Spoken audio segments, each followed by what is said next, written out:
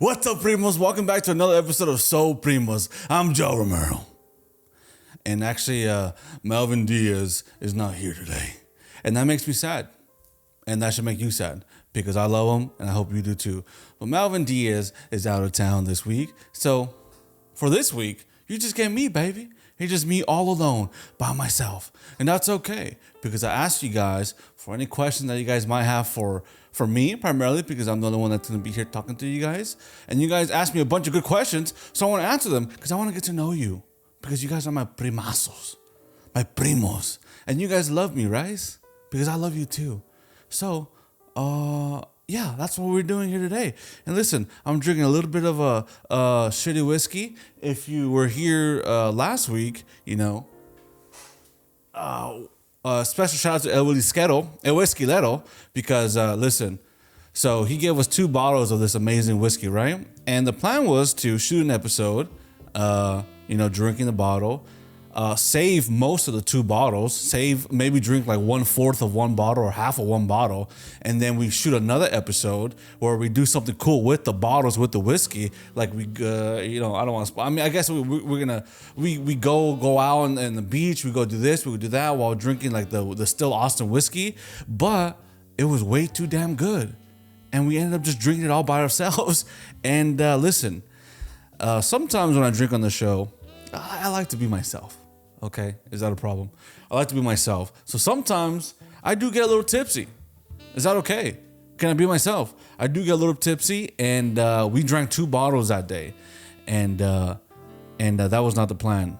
So another shout out to El Whiskilero Emiliano for sending us these beautiful bottles of whiskey, and I appreciate you. And yeah, I know I even DM'd you like, hey, we're gonna do some cool content with it.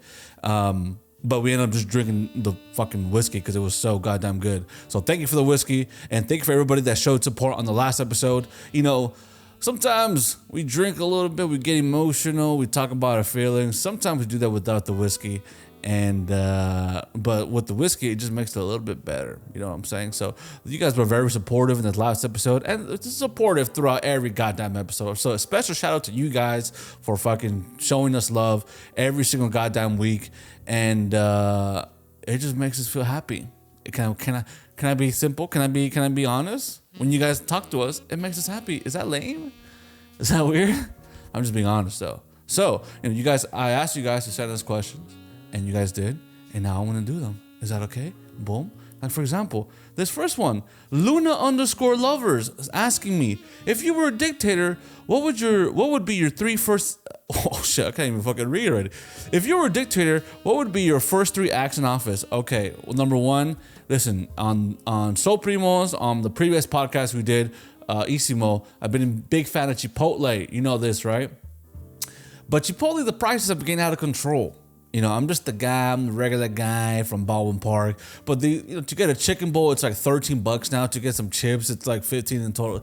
That's why I always recommend people getting a cup of water and then filling it up with Diet Coke, just to save yourself some goddamn money. So my first act was to lower the fucking price by 50% on all Chipotle stores throughout the whole goddamn country, okay? If you want a bowl, if you want a guac on the side or guac in the bowl, if you want a bag of chips, if you want to get a large fucking soda, it shouldn't cost you $25. You shouldn't have to work an hour or 2 hours at a job you don't even give a fuck about to support that, okay? To fucking support your Chipotle habit, because that's disgusting. And that pisses me off. When I used to work there, I can steal, or I can buy a bowl. I can buy a bowl. I can buy some chips on the side. I can buy some guac. Maybe. Listen, so it's $7 for the chicken bowl at the time, $1 or something for the chips, and then $1 or $2 more for the drink. So you can get almost anything you want for $10. And nowadays, $10 can't even get you a fucking bowl of chicken. And especially now that they're making you charge, or they're charging you for a tortilla on the side. Tortillas on the side were just free. They were to show appreciation to the customers. Like, hey, thank you for sitting in line. Thank you for standing in line and showing support to Chipotle. We're going to give you this free tortilla. Last time I went there, I was like, can I get a tortilla on the side? And then they said, that's going to be 50 cents. And then 50 cents, what are you talking about? Look at me. Do you know who I am? Do you know who fucking I am? I worked here. Hook me up, dog. Hook me up. It's like You know, sometimes you go to the grocery store, you go to Target, or you go to Walmart, and they're like, oh, you want, or you go to a liquor store, 7-Eleven, and they charge you 10 cents for the bag. Dog, what are you doing? You're my boy. Hook me up. 10 cents? I guess that kind of makes sense, right? But the Chipotle thing is ridiculous. So the first thing I would do as a dictator is fucking shave off half off on everything at Chipotle, make the prices more affordable. And especially, dude, the West Covina Mall one, shout out to West Covina Mall. That's where I used to work at for a year or two. But goddamn, man, all my homies that used to work there are all gone. So when I got fired or let go without being asked if that was okay with me, I used to go there for a year afterwards, and I used to get hooked up, right? So I used to get like half off of shit or free bowls all the time. So once they all left and they all quit, it was like, oh, I have to buy Chipotle full price now. And I realized that's expensive. And I've been advocate for Chipotle for so many years. I've been responsible for the growth of Chipotle. I would feel so. I would say so. But I feel like, yeah, the price needs to go down. As for a second and third, my first, let me see. Dictator with my first 3 acts in office. That's hard, man. I don't really see myself as a dictator. I'm more of a good guy. I want everybody to fucking be happy and shit. You know what I mean? The Chipotle one stood out to me immediately. Everybody should be drinking Diet Coke on a day-to-day basis. You know what I mean? A lot of times people are hooked on, weed. People like to smoke weed a little too much sometimes. People don't think they're hooked on weed, but they might be. Sometimes alcohol can be bad, yada yada. All these other drugs that people can get hooked up on. But Diet Coke, man, look, they're one of these, baby. How many times do I talk about DC on the pod? Or even Melvin talk about DC on the pod? I would require every citizen to buy at least 12-pack of DC every goddamn week, and that will fluster and that will boost the economy by 300%. Someone told me. Now for number 3, listen, my third act of in office is to force everybody to be a nice guy, to be humble, to be caring, to care. Is that bad? That I want you to care? Because a lot of times people are dicks, people are assholes. And I think if I were to lead the country, I would lead it, first of all, to a very a state of where it would blossom, not of despair, but I would definitely want everybody to treat each other kindly. You know how, like in The Purge, 24 hours, kill everybody. Hey, 24 hours, hug your neighbor. Knock on the door, be like, hey, you want to go outside? Let's kick it. You get 24 hours. Say what you want. Say what you feel. It's only positive things. Hey, you like that girl? Tell her. That's fucking stupid. But thank you, Luna_lovers. I really appreciate that message, and it felt nice to see myself as a dictator, because I don't really see myself like that, you know. And it's sometimes you got to fake it till you make it. So now I think moving forward, I will start to think about that a lot more as a dictator. But thank you very much. Now, Yo, it's Jessica. Shout out to Yo, it's Jessica. She made she recommended the name SoulPrimos. So shout out to her. She's amazing. She's a homie. We met her a couple times in DC. I've talked to her a couple times out there in DC when I've been out there. So shout out to her. She says the favorite project if you worked on. See, I think when you do a lot of video stuff or photography stuff, when you first start, there's a lot of random things you're doing. You know, because you don't have a portfolio, you don't have anything going on.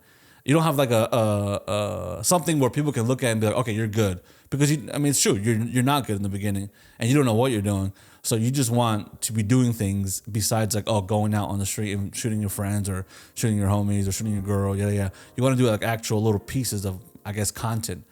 But when I first started, there was a lot more random things I was doing, like filming like skaters, filming a barber. There's a lot of weird shit. There's a lot of cool stuff now that I'm doing, like trying to get into more documentary stuff and like smaller commercial stuff and music videos too. But I think one that I kind of look back on fondly is a couple years ago where someone reached out to me and she was going into labor, and then she wanted me to film her being in labor with her husband and interview them talking and hanging out in the hospital. And then she wanted me to go film the husband, because this was going to be our 4th child. So she wanted me to go film the husband, pick up the other kids. There was 3 other kids. And then film them coming back and filming them meeting the youngest brother for the first time. So I went with the dad. We picked up all the kids from school, and then I talked to the dad how it feels having his fourth child. And obviously he's a sweetie pie. He's amazing. He's a good dude. But I met the children, and then we filmed everything. And then the moment where like the three other brothers met the fourth brother, who was like a newborn baby, they were all so excited. They were all so cute. They were all like holding the baby. They were all kissing him. Everybody was like huddled up. Everybody was so goddamn fucking happy. And I was just there like, I wish my family was like that. Everybody was just so fucking in love with each other, man. And listen, I didn't make much money on that because I started because and I didn't deserve to make much money. But I think when I first before I thought being in labor means you're giving birth to like a baby, which it kind of is, right? But I thought the act of pushing out a baby was labor, only that. So when people would be like, oh, I was in labor for 15 hours. I was like, it took 15 hours for you to squeeze the baby out of your fucking, vagine. 15 hours, that's a long ass time. So I learned something about the human body, about the woman experience. That labor means, when your babies are contracting and you have the contractions and you're in the hospital and then you're going through all these painful things and yada, yada, yada, and then you get birth. So I learned that labor is a whole process. It's just, when people say they're in labor for 26 hours, they're not really trying to push out the baby for 26 hours. That's what I thought. But I'm also stupid. So I don't know. But that was a very beautiful experience. And I've talked to them afterwards and they're really nice. And there's a lot of moments like this, man. I've talked about like filming a funeral, which was, I wish they would have told them that I was filming the funeral because I would have made the experience a little bit more, I guess, less intense because people were getting very mad. It was, I don't know. But that's one of them. And I've done cool music videos recently. Showed some cool documentary about this a barber in Los Angeles from Lincoln Heights who had a cool, really cool story. But I don't know. I think when I met that family, I was very young. I was like 24, 23, and then I was barely dipping my foot into this video world, and it was just a very unique experience. So I'm very grateful for them.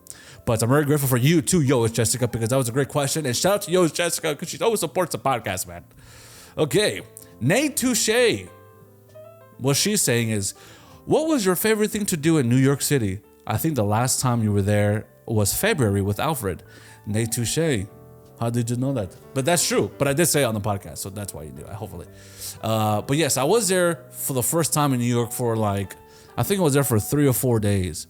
And listen, I didn't do too much of the tourist stuff. I will say when I first got there, I was kind of overwhelmed a little bit. Because, being from the West Coast, and now I've been traveling a lot more, but New York, especially because of Casey Neistat. Casey Neistat was a famous vlogger who, and YouTuber who lived in New York and kind of, I would watch all his vlogs. He vlogged for 800 days in a row, something crazy. So he was one of the first people that allowed me to see New York and see the ins and outs of New York and seeing how unique the city is, right? So when I got there, it was almost surreal to be in the city where I would watch these videos, right?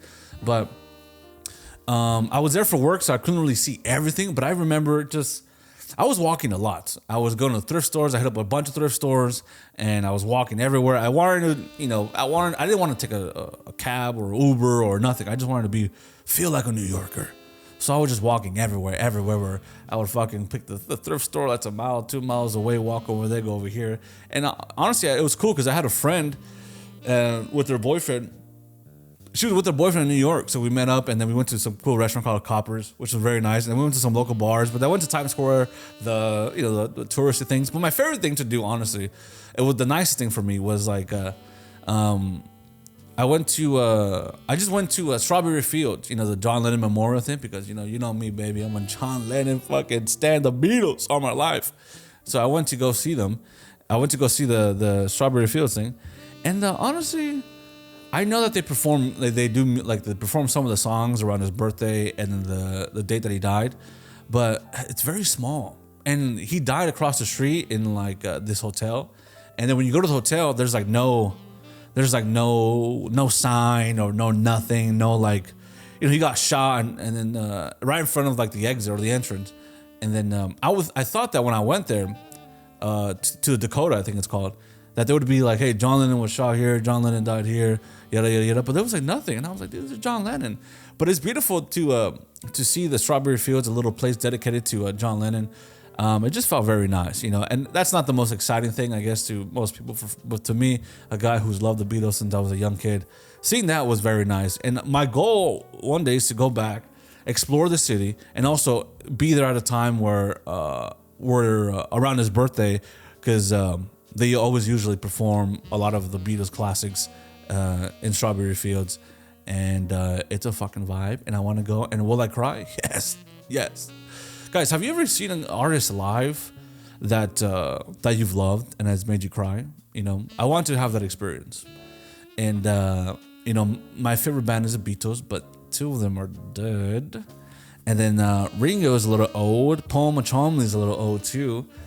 So I don't know. I've had an opportunity to see Paul McCartney live when I was younger, but I was also like, dude, he's gonna be old. He's gonna be old. Like, I don't know if I wanna see something like that. You know, I don't want to hear like his voice cracking, barely being able to sing. And I know when you get older, the artists have like 30 backup singers. So is it really them singing these songs for most of it? You know, they can't hit those high notes. So, but I think if I go to Strawberry Fields when John Lennon died or when he was born, and they're playing the music there, I will cry. And I'll be honest, because I've seen clips of it on YouTube, and there's like hundreds of people just gathered together. They're all bringing their instruments, playing the guitar, bringing the bass, the little drums, and they're all singing these classics. And every time I watch it on the computer, I'm like, wow, to be a part of that would be very beautiful. And would I cry? Yes, I'll cry with a lot of people. I'll cry. It's okay to cry, dude. It's okay to cry, man. It's okay to cry. But that's what I did last time I was in New York. Thank you, Nate Touche, for asking that question. I really appreciate that, man. Touche. Los, I actually don't know how to say their name. Shout out to Los Shinks Pod. Los Jinx Pods. What do you love most about podcasting? Love from us to you guys. Well, love from us to you as well, brothers, primos, amigos under Christ. We love you guys very much. We appreciate. I've seen you guys. I know you guys had Gerardo last time, like way back, and then you guys were fucking cool, man. I see you guys pop up on my feed, and then you and Shada Brown guys. You guys are all fucking cool, man. Everybody's fucking cool. What I love about podcasting is, especially in the Latino scene, you get to meet a lot of fucking good people, man. A lot of nice friends and people that, you know, do feel like extended family. You know, I've been honored enough. I've been blessed with the opportunity to go on PLP's podcast a lot with Melvin Diaz. And they've always been extending their extended their platform and allowed us to be on there. You know, you got Cisco and Mike. You got a lot of fucking people. These guys are all fucking cool and nice. And when you go there, it's like, it's never just to do the pod. It's like, okay, we're gonna talk for an hour or two, then do the pod, then talk for another hour or two, and then go home. It really feels like a good ass time. It really feels like you're making like genuine friendships.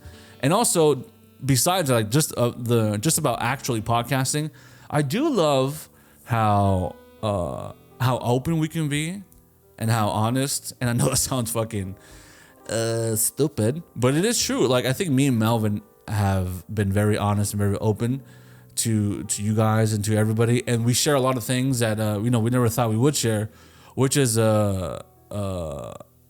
is healthy for both of us, and yeah, it's just good to just let off some things, and it doesn't even have to be emotional shit or like we're at the end of the day, we want to make you guys laugh and have a good time and forget about things that you're going through. So we never want to bombard people with like our problems or whatever, because I think everybody has problems in their own, and to think that sometimes your problems are the worst of all is just being ignorant. You know what I mean? People are going through things a lot worse. So we just try to have a good time, and then I don't know, man. There's so many good things. Like fucking, me and Melvin laugh all the time. We fucking talk about shit. I've talked about family stuff here. He's talked about family stuff, the stuff that he's gone through.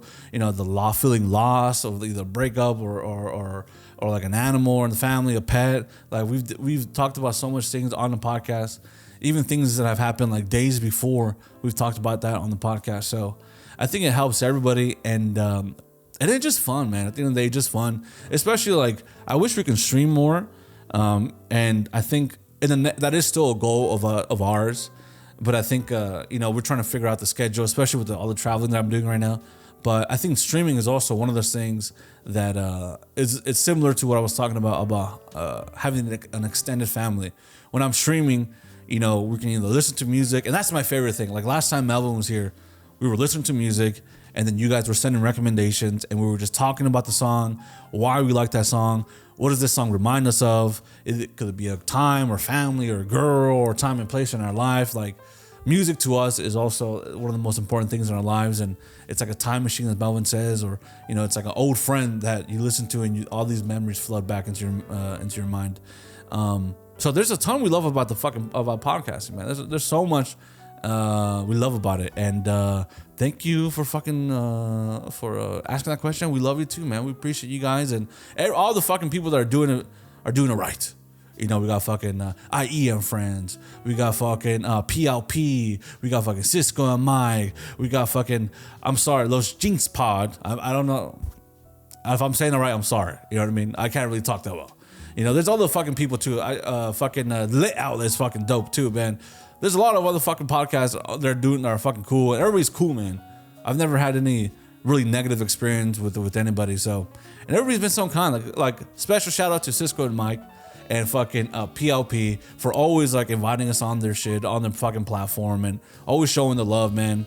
Everybody's been cool, but they've shown like a enormous amount of support for us, and they're just real life motherfuckers, man. They're just dope, and everybody's real. I'm just saying, I don't want to single anybody out or say that the other people aren't, but I just want to say those guys, we've talked a lot more. We have a lot more interactions, especially because they're closer to us. So shout out to those guys and follow them if you can, please. We love them. Let me see. What movie? _ Vanessa XO says, what movie would you want to live in? What movie would I want to live in? Listen. I'm not a Marvel guy. Right? But I do love Guardians of the Galaxy. And I don't think I would even be Star-Lord, man. I would possibly like to be Gamora or Groot or even Raccoon. I love how damaged Raccoon is, man. All that fucking pain. I love that fucking shit. I would love to be Raccoon, man. It's so small, so agile. Oh, I don't know, man. Like when I think about world, always movie world, it's always like sci-fi, something crazy, right? Like Star Wars. If I was lived in Star Wars, and that world, if that was my world, obviously I'd want to be Anakin Skywalker because I want to go through that pain, through that suffering. I lost my mother. Yeah, I see it through the lies of the Jedi. And I forgot the other line. And then you get a Ewan McGregor as being like, Anakin, Chancellor Palpatine is evil. From my point of view, the Jedi are evil. Well, then you are lost. Yes, I want that internal and external conflict with somebody, man. I want that pain, and I want to get my legs shattered, my fucking legs cut in half. And then like I want my homie fucking Melvin to be on the high ground. He's like, bro, you underrate my. No, he's like, bro, I have the high ground. And then I'm like, you underestimate my power. And then I jump, he just slices my fucking and my dick in half and shit. I know the dick shit isn't in the movie, but he does it in this world, and he cuts me off, and I'm like, I hate you. And he's like, and he says some weird shit like, I loved you, Anakin. I fucked you, or some random shit, right? And then he just leaves me to die, and then I come back, and then I'm still the chosen one. I would love to be Anakin Skywalker. Okay, I want that trauma. I want that pain. I want the pain of losing the person I love so much with Padme. The pain, it makes him go crazy. It makes him go ballistic. I want the pain of fucking losing my mother, man. I want that pain. And then the pain of even losing my fucking best friend, my idol, my master, Obi-Wan Kenobi, losing him. Even though I'm like, I went to the dark side, he's full of shit. I am the one who lost a lot, man. I lost everything. It makes sense I fucking went to the dark side. I've lost everything. What did Ewan McGregor lose? Maybe he lost some stuff, right? Maybe he did lose some stuff. But from my point of view, the Jedi are evil. That's stupid. But I would love to be Anakin Skywalker or Gamora. You know what I mean? Any other world? Let me see. At the top of my head, nothing, man. Sherlock Holmes. But I don't think like I said, I don't think I would make a good detective. I think I'd be getting the wrong guy a lot of the times. Or maybe I wouldn't get anybody. Maybe I'd just give up. I don't know. But I think I would, let's just stick to those two. Guardians of the Galaxy or Star Wars. Or even Star Trek. Some of the Star Trek stuff is cool, man. or even fucking the Transformers. I'm all thinking sci-fi. The Transformers, Megatron, Optimus Prime, or I would love to be Bumblebee. Bumblebee's cute as fuck, man. I would get a little bit more floral. Like imagine this fucking this shirt print, this style on a vehicle. That's all I'm gonna say. Well, thank you, Vanessa, for asking that question, man. Hopefully I answered it. Hopefully that made sense. A lot of stuff that I say doesn't make sense, but hopefully that one did. BC Chubbs asks, since the starting of SoulPrimos, how has it changed your life? And I think I kind of went over this in the last question, the previous one about the podcast. So, and I'll just share, it has a lot of similarities. So I'll say like the biggest thing is being connected to people that are doing the exact same thing or similar things, that we all enjoy what we do and we all love what we do, and then we all want to help each other out and support, and then we all want to just fucking be part of something bigger, you know what I mean? Be part of this community. And I know a lot of people say that. A lot of people say that shit, you know, like, oh, we were building up community, Latino community, yada, yada, yada. But actually, like, I don't want to be fake as fuck, but, you know, I think we actually try, like, especially with the people that I've met, you know, personally, I think we all try to fucking help each other out. Or even if we can't help each other out, we just fucking are fucking being friends with each other. And I think that means something too. You know, if you can't help somebody out, being friend is also still help, you know, being kind and being sweet to people. And then if the other question, like, hey, fucking, like, hey, what kind of camera or what lights, or just something as simple as that, helping them out, is that still help? You don't have to be like, hey, you know, come on my show and fucking, or let me go on your show. It could be other ways of helping other people out. It doesn't have to be like, I think when people say like helping each other out, it's always like, oh, I'm going on your show, you go on my show, and then we'll go viral or whatever. There's more to that, you know. There's more, you know. Friendships are a good thing in life, and we need friendships, genuine friendships. And the people that I met in this podcast community, the people that I talk to often, I can call them genuine friends, you know. And that's affected my life in a tremendous way. You know, I love having friends that, you know, we have similar, when you have friends with similar experiences, similar backgrounds, like there's a bond there before you even like get to know them really, really well, you know, just in the way they talk, the way they act, the way like they see the world. Like there is a bond that that's a great starting point. And then you can lead to genuine friendships, man. And also, like I said, also SoulPrimos is like, listen, as we grow, we can dedicate more time, like full days or two to the show, where we don't have to fucking be scattered everywhere with work and everywhere. But, you know, I think we can be creative on a weekly basis. Like we try to do the intros almost every week. Sometimes time doesn't allow it, but I think when we do them, they're fucking really funny, or they're creative and they're really cool, and I think they're very unique. And I think that just helps us stay creative and have fun, and then also, yeah, it's just like even the simple things like setting up the shot, making it look nice, making both of us look good. You know, the lighting is good, the cameras, everything. All the aspects like behind the scenes, the technical stuff, for me, that's like fun, and then it helps me get a little bit sharper. Yeah, man, it's been a good ass time. Now, BC Chubbs also has another question. He says, "What is your next step with the pod?" Well, the pod, I think. Let me see. The next step for the pod, I think we can.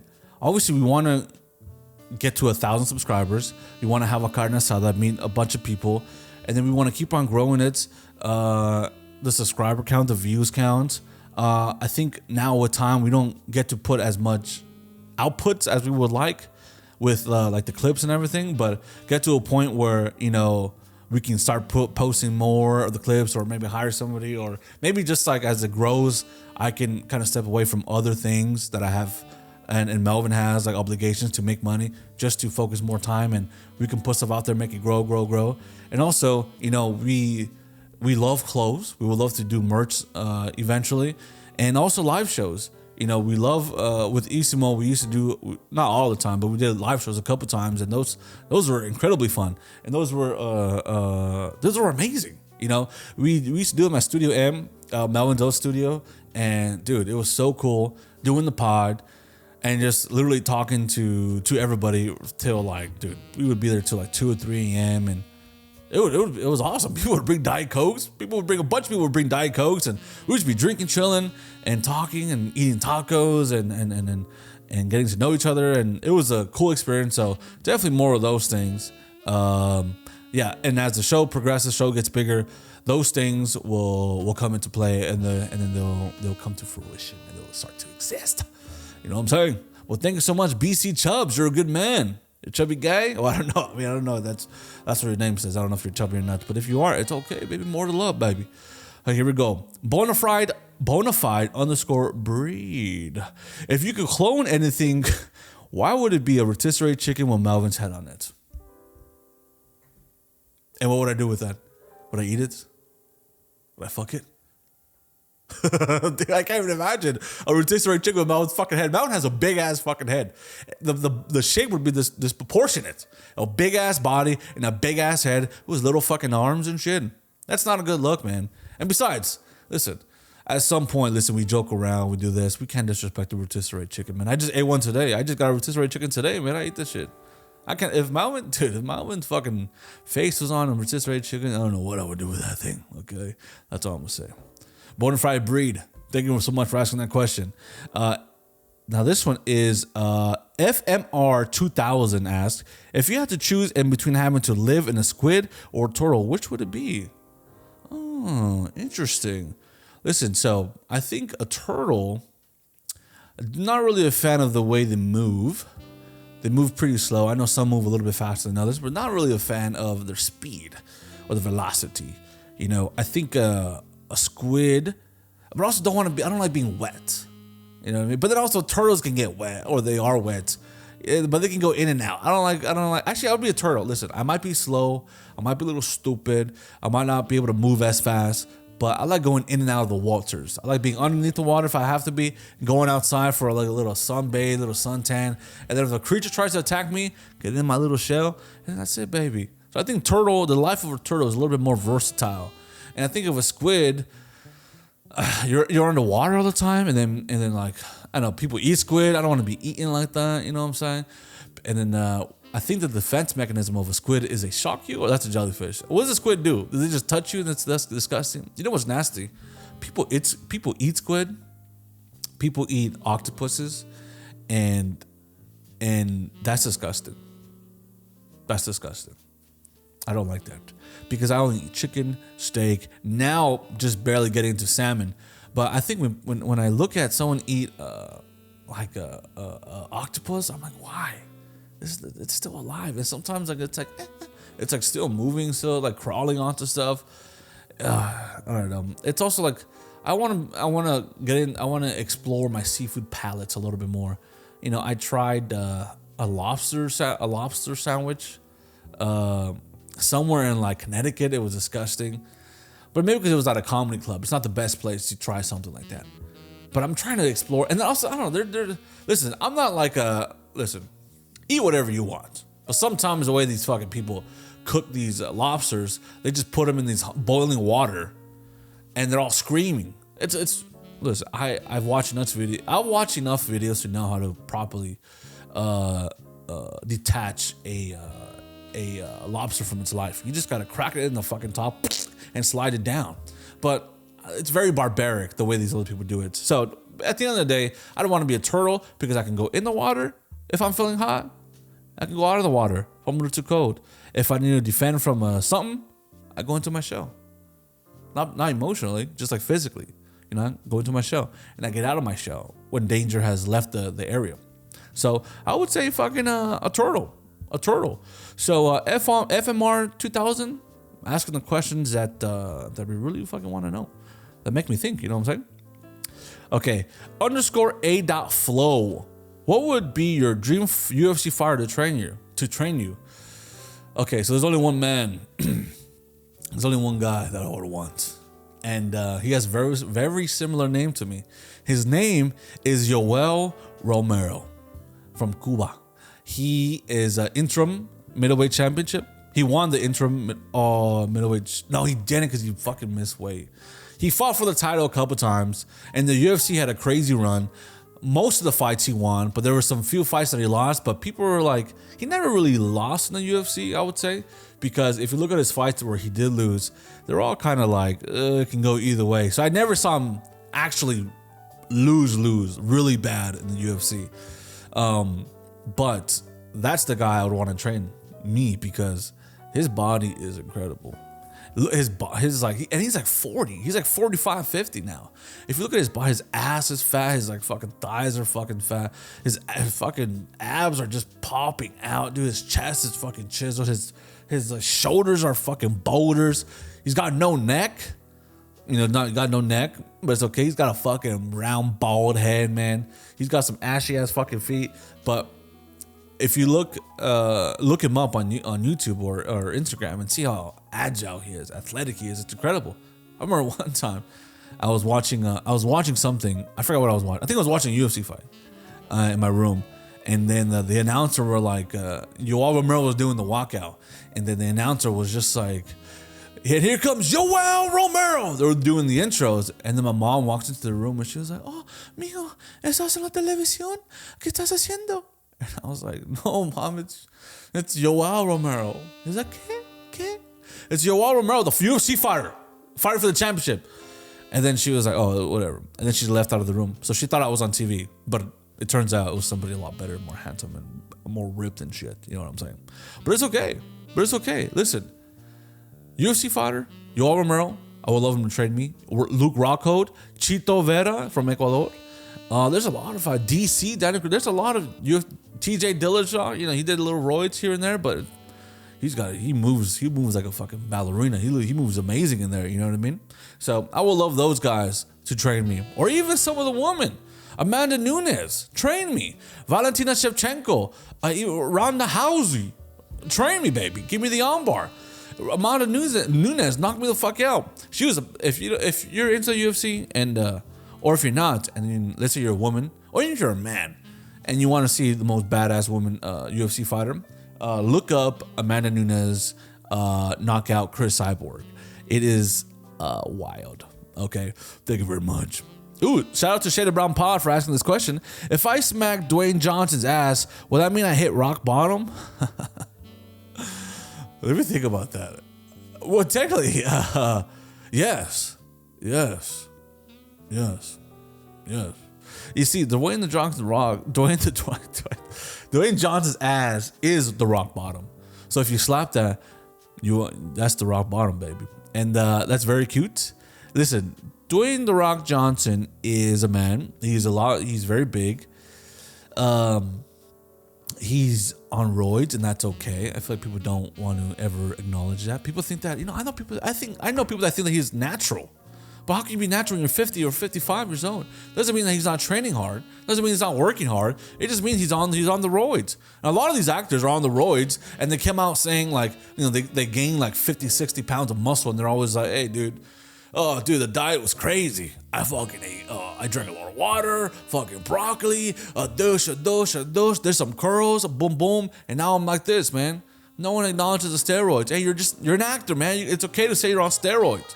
But sometimes these people make you believe that, like, that they're better than you. It's like, dude, you're not. You're just on the roids. You still got to put in the work. But sometimes some men are gullible. They think that a man could have this a body potentially, but no, it's all roids. And Dwayne, look, smack that shit, eat that shit.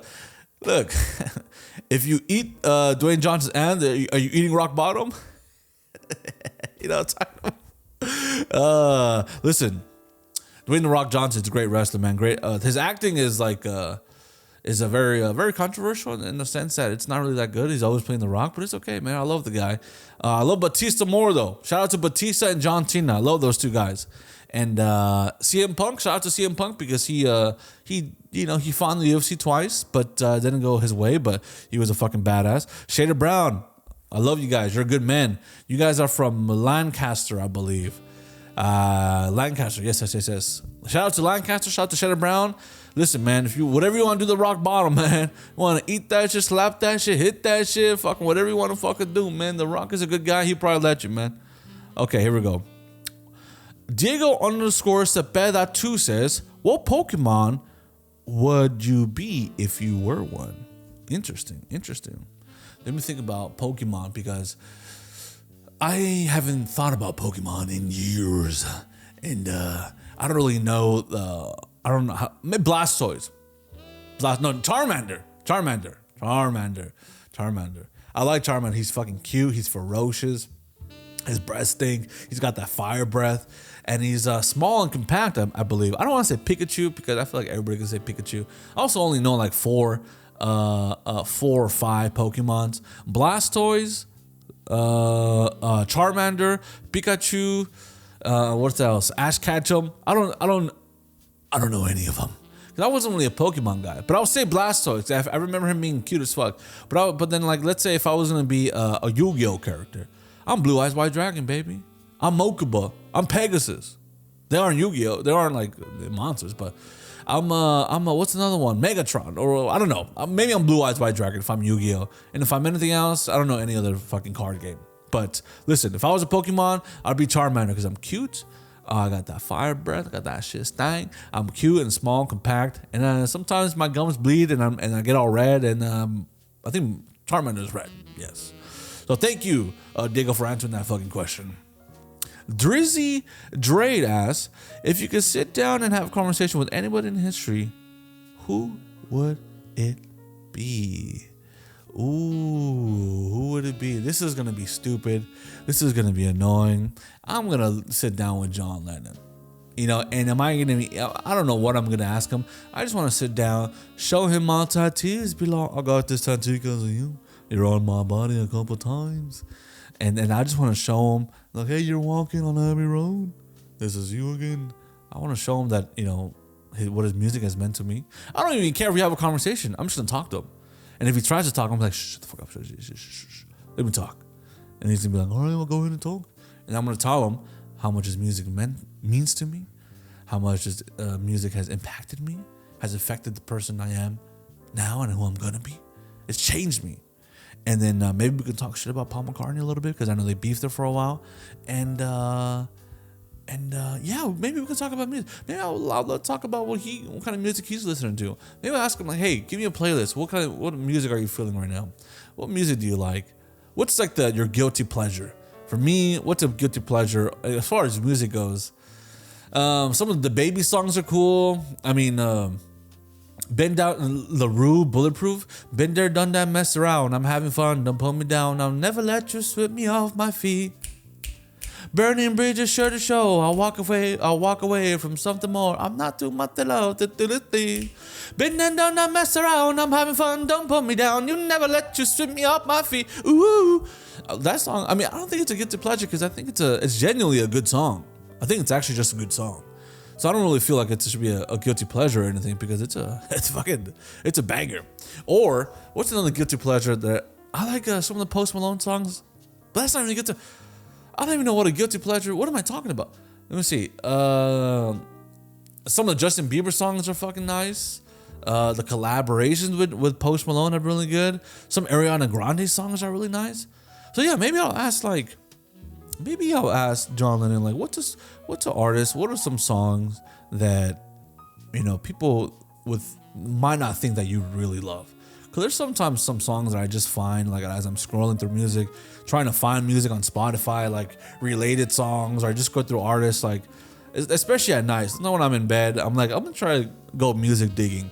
And I think it's like the best time. I just lay down and then I'm like, I go to this artist, search the artist, related artists. I pick a song, radio based off this song, and then I keep on scrolling. If I like a song, go to the album, check out all the album. Now listen to the song, kind of just scroll and see, do I like anything here? And then if I do, I will save it and then go to a related artist. So, you know, I'll ask him, maybe like, hey, what songs are you feeling? What songs are you not? What songs do you listen to when you fucking get emotional too? There's some songs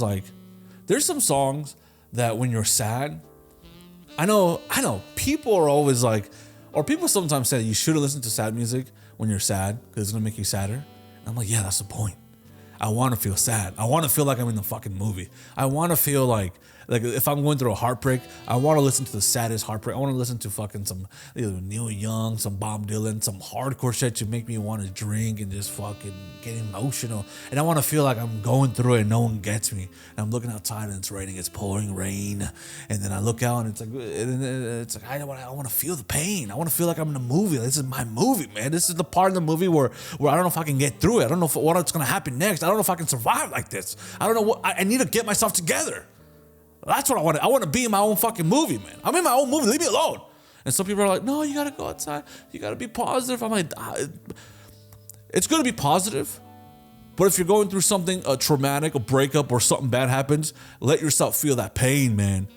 There's such thing as toxic positivity, man. Life is not all about being positive. You know, life is, I get you can be optimistic when things go bad, but still feel those feelings of defeat, of disappointment, of defeat, disappointment, and understand those shits are natural and they're normal. So I want to feel like I'm in a movie. So I want to tell John, like, what music do you listen to? What songs get you in this mode where you're fucking in a movie, you're this, you're that, you're crying, you don't know if you can get through it. And it might be his songs, because his songs were the songs that kind of helped me out too. When I was younger, if I was going through something, I would listen to their music and I'm like, God, no one gets me. But I want to know what he's up to, man. And then that's what it's a boring answer, yes, because I feel like a lot of my life, a lot of the things that I like are the Beatles and Beatles related stuff. But I'm being honest, man. I'm being honest. But thank you very much for that question, man. Thank you very much. That was Drizzy Drade. Okay, so these other ones I don't like. This one, Amado Alex Escalante. Listen, this is might not be a good thing. You're asking my favorite agua fresca, and I'm gonna be honest. I don't think I've ever tried agua fresca. I don't think I've ever tried agua fresca. Agua fresca. I don't think I've tried that before, so I can't really answer your question. And I don't want to say anything wrong, like that's not agua fresca. So listen, you tell me what your favorite agua fresca is, and I'll try it.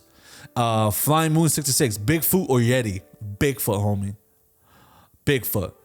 You know, I've talked about it too much. I don't want to talk about Bigfoot because I feel like I've been talking about it for like for forever now, and I just want to find him, and I hope he's real, and I just want to see him with my own eyes. And there's been so many hoaxes throughout the history of Bigfoot, and even in my lifetime, there was a huge one like 10 years ago where the news was reporting about Bigfoot, and these two guys bought,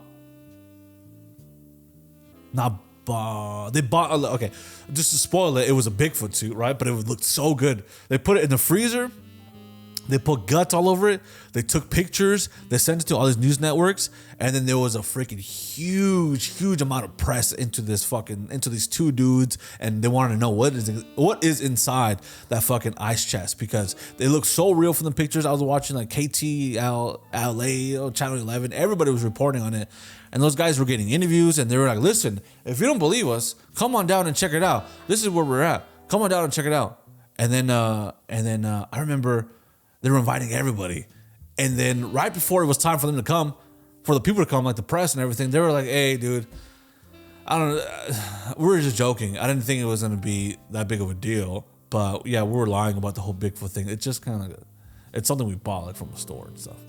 And look, and that bums me out. It also bums me out how people have been Bigfoot researchers for like 40 years. In which, listen, I like Bigfoot. I think it's real. How do you research something that you've never seen before? How do you research something that there's no trails? There's no like fucking evidence. I mean, there is evidence, but I guess there's no hair samples. There's no tissue sample. There's nothing. Like, how do you research something that's not even fucking there? You know, it's like you're an alien expert. It's like you're an alien expert. It's like, dude, you never fucking seen one. You never felt one. You never touched one. You never grabbed one. You never say what's up to one. How are you an expert in something you've never even seen or felt or touched? So, listen, Bigfoot. Shout out to those Bigfoot guys. I want to do a Bigfoot show. I want to go hunting for Bigfoot because I do believe in them, right? But I'm not going to be looking for him for 50 years. Or maybe I might. That's all I'm saying. Let me see. V Perez 1104 says, do you have a favorite skating moment yourself or something you saw? Okay, so I think if you're a hardcore skateboarder, listen, when you go to a skate park, you see a lot of fucking gnarly shit. People olling fucking stairs, kickflipping stairs, doing backflips, fucking grinding this crazy shit. For me personally, it's very simple.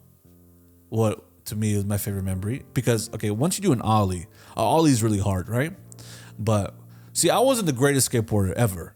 Obviously, I wasn't the greatest skateboarder like around. I was really good, but I wasn't like great or fantastic, right? I could do kick flips, switch flips, nollie stuff. You know what I mean? I wasn't the best grinder or board slider or shit like that because my brother broke his arm and shit. So I was like, I don't want to do with that kind of stuff. But on flatland, I was pretty good. But I think when you learn to ollie, and you're able to do it consistently, that feels really good. You know, when you do it on the grass, you do it on cement, you start getting a little bit of speed, you're doing ollie, you start going faster doing ollie, you start ollieing off the sidewalk, ollieing off the 2 stairs, ollieing off 3 stairs, 4, you're just like, oh my God, this is amazing. But the jump from learning an ollie to learning a kickflip, learning a kickflip was like the hardest trick for me to learn. I don't even know why, because you learn tray flip, you learn heel flip, switch flip, nollie heel, nollie kick. Those seem easier to learn after you've learned a kickflip. The kickflip was like the hardest trick for me to learn. I would spend hours and hours and hours just fucking trying to fucking get this right. And it was almost for so long, it's like my brain and my feet were not working together. We're not working together. And it was like the most frustrating thing because I would try to do it on grass and then like it wouldn't flip or it would flip too much or my foot wouldn't want to go back on the board or my foot would just kick it and fall down and I couldn't stay in the air for a certain amount of time. So there was so much fucking things I had little technical things I had to deal with the kickflip. But I remember when I landed that first fucking kickflip, when I was like stressed out, was mad. I've been working on it for a couple hours, and then I popped the backboard, slid it. My feet were up in the air. I saw the board flip, and as I was flipping, I saw a little bit of the grip tape, and I landed on the bolts. I just remember my eyes were just like, and I remember walking. I ran to my house, and I told my brother, I landed a fucking kickflip. Oh my God. We were both like, dude, yes, right? And I was like, oh my God, oh my fucking God. And I tried again and I didn't do it. I couldn't land this again, but I knew I already landed it. So there was a confidence there that like, oh, I just did it. Like, I'm going to keep on trying. I know I'm going to do it again. And then like where before it was like, I couldn't do it at all. I did it once. Then like every 20 tries I would do it. And then every 10 tries and every 5 tries and then every fucking 2 tries and every 1 try. It's like when landing that kickflip was so huge as a skateboarder, it felt so fucking good. Because, you know, if you're ollie, that's cool. If you're ollieing stuff, that's cool. But then when you add the kickflip in there, it's almost like, oh, you reached another level. When you go to the skate park and you're flipping the board, baby, that's where people are like, ooh, shit. This guy knows what he's doing. There's something so simple and beautiful about the fucking kickflip, man. And obviously the heel flip was hard because like the way they flip the board, it's like you're kicking it outwards, right? You're kicking it away from you. So sometimes like the board goes up and then some people land on their fucking ass bone and shit or on their fucking gooch. That's like a super scary trick to do, like when you do it off stairs or off any even like a sidewalk. Many times fucking you flip it outwards and it just goes upward and you land on your fucking ass. And it's a terrible feeling.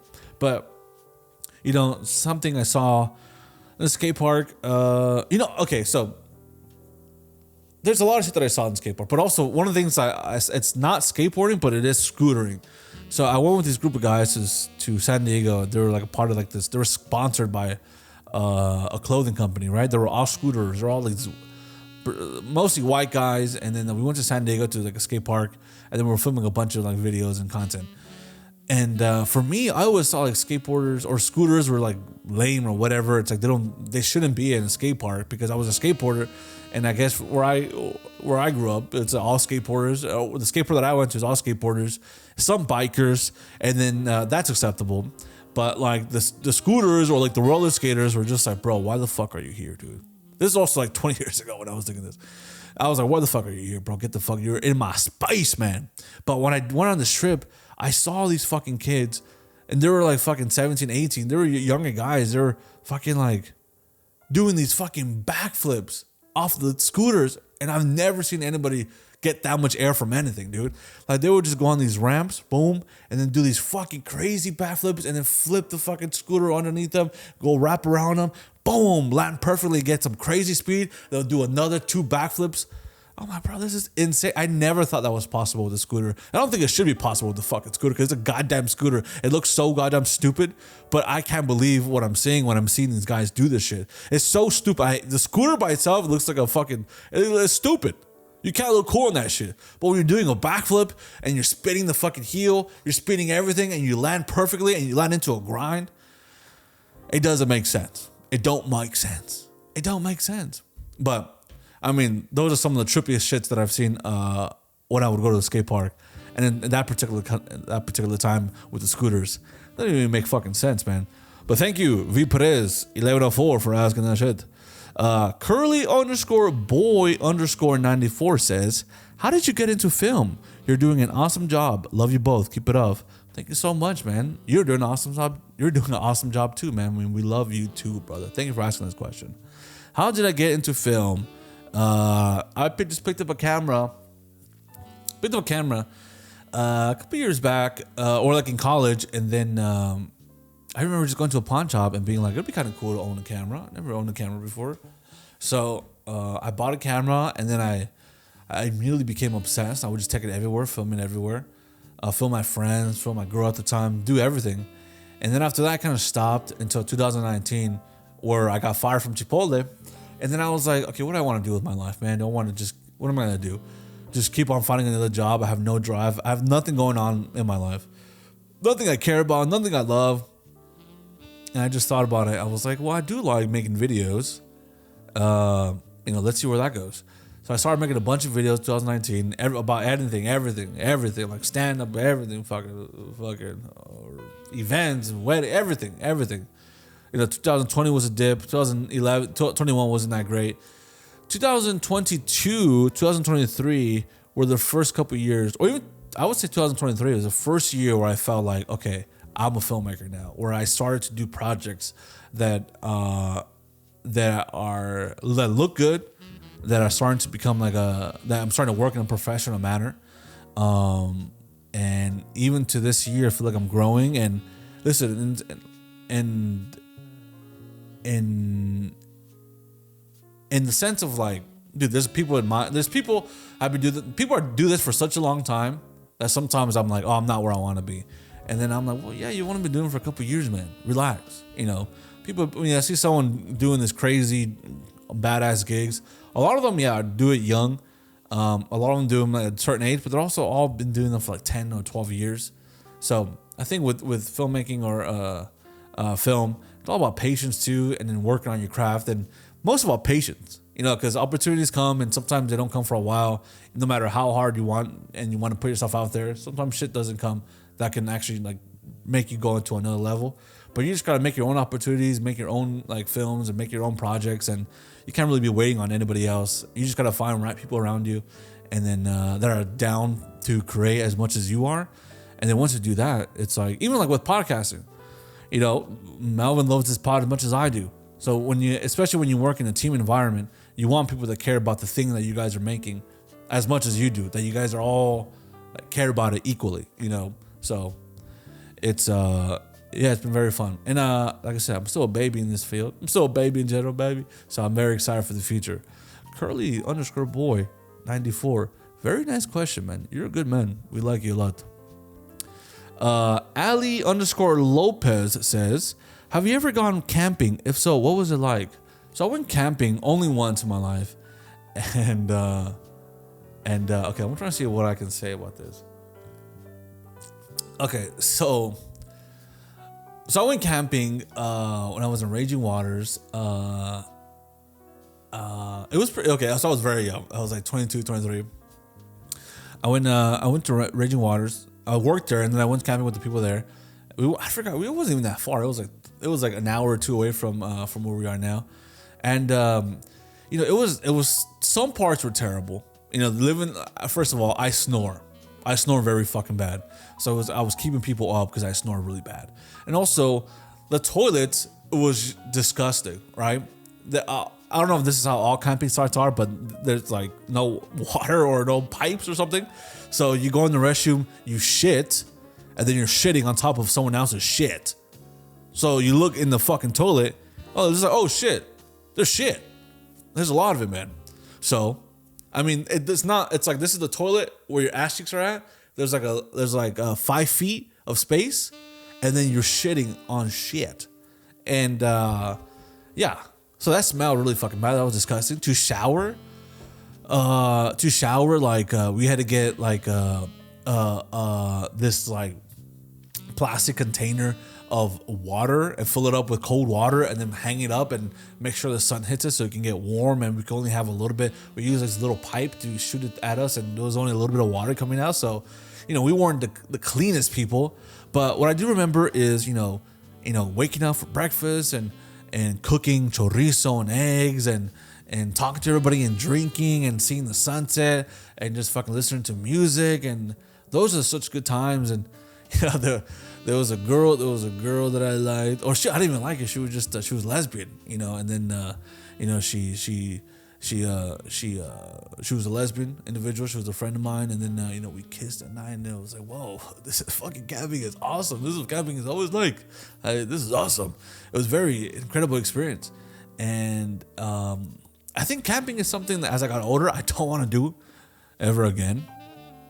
Some people make it seem like it's very fun, and it probably is, but I think after that experience, I don't know. And also, I got drunk, dude. Okay, so in that camping trip, I got drunk with all my friends, and then me and the girl, the lesbian, who was like my best friend at the time, we I guess we got lost while we were fucking trying to. We went somewhere. I guess we went to go pee in like the forest or some shit. We went back, and then we were trying to figure out where we were at, and then we just kept on going to the wrong camping grounds. We're like, hey, what's up? Where's Ryan at? And then they're like, oh, you're not. This is not your camping site. And we were like, oh shit. And then we'd go to another one and be like, hey, where's Steven? And then they're like, dude, you're in the wrong spot. And then what the? And then I remember one time, this is disgusting, but we were drinking, and then we got these bacon wrapped hot dogs, and we were so excited to put them on like the grill, right? And then I remember we were grilling them, and then the hot dogs fell. And in between the little grill, and now it's just laid on the dust of old charcoal. It's all gray and shit, it's all powdery. And I was so drunk, and I was like, oh shit, hey, the hot dog fell. It's like all full of powder. And then she was like, hey, throw it away then. I was like, I'm not gonna throw it away. This looks good. She was like, don't eat it. And I just ate that shit. And it was fucking disgusting. I only did it because I was drunk, but it was full of like fucking charcoal and powder and fucking. You couldn't even taste the bacon, dude. It was fucking disgusting, man. And then that's all I ate for that night. So I threw up because I was drinking a lot too. But the drinking, I will say drinking while you're in nature, there's something very special about that. Because listen, I love drinking. I enjoy drinking a lot. But when you're in nature, when all you have is music, some good vibes, some good friends, and like you can smell fucking the trees. Dude, there's something very special about that. So listen, if you haven't gone camping, you should definitely go camping. I recommend you go camping. And if you don't go camping, you're not really missing out on much. Okay? Ali Lopez, have you ever prank called anybody? I used to when I was younger. I used to prank call Sears and ask them if they had thongs for guys. And yeah, I think my brothers used to tell me to say that. I would talk to Sears, and then I would call Sears and just be like, it's not even funny. Well, I was also like 8 too. Sometimes you look at the shit you've done, you're also a kid. You know what I mean? So I would just call them and be like, hey, do you guys have underwear?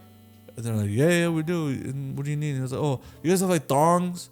And he was like, yeah, we do. You want to transfer to like the women's section? I was like, no, for guys like me, I need thongs. And then they would just be like, all right, man. I feel like at that time, everybody was prank calling. Everybody was prank calling. That was like the funnest thing to do. So, you would hear some kid being like, hey, do you have thongs for guys? And you would hear like fucking their brothers in the background like, and obviously the guy on the phones would be like, dude, fucking, you're a loser. And I'd be like, no, I need a thong. I'm a guy too. Obviously they're gonna be fucking annoyed. And I would use this website. It used to be called, I don't know if it's still up. It's called E-Bombs World, where they give you like a soundtrack. Not even soundtrack. It's kind of like a soundboard of like certain actors. So fuck. Let's say you want to call like a Sears or Target or some shit, and then you want to be Arnold Schwarzenegger. So they give you like these buttons you press. It's a soundboard. So you call them, and then you put like your phone next to the speaker, and then they're like, "Hello, how can I help you?" And you just be like, you press hello. They're just like, "Hello," and they're like, "Hey, how you doing?" And then you could just click, "Who are you?" And then fucking the guy seems to be like, "Oh, I'm Jacob. Nice to meet you. What can I help you with?" And he's like, "Come on, you bitch." And then they're just like, "Excuse me? You fucking, I'm coming." And then that'll go on for like 5 minutes until they're like, "Dude, what the fuck? I'm hanging up." And then there was one with Jack Black too, where it was just like, the Jack Black one was hard because there was a lot of screaming, so it was kind of hard to keep a conversation. Oh no, the Jack Black one had a fucking menu you can order. It was like, I don't know where it was from. They're all from a movie, so they're actually the actual voice of these people. They're not like, they weren't like people making it or people dubbing it. It was actual voice, their voices from actual movies. So the Jack Black one had one where he's ordering something. He was like, "Let me get 2 McNuggets," right? And then there was like a full list of what he wanted. And if you would prank call fucking McDonald's or something, and you would do all this shit. And then if they wouldn't listen, you could just say like, "Fuck you," like as a Jack Black voice. And listen, if you're an adult doing that, you're a loser. But if you're a kid doing that, dude, you're having fun. It was a blast, especially with all the homies, with my cousins, dude. I think everybody did that, not just me or my homies. I think it was a very common thing everywhere. Sears, Mervyn's, Jack in the Box, fucking McDonald's. Those are the spot, man. Especially Sears, you can get fucking raunchy with some of the shit you would ask people.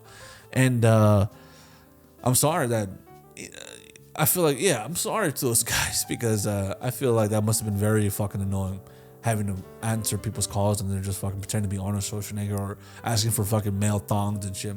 It's very stupid. But Ali Lopez, thank you for bringing back those memories. I haven't thought about that in a while, dude. Ali Lopez got a couple questions. Okay, so Ali Lopez, do you still have sleep paralysis? What's the scariest one you've encountered?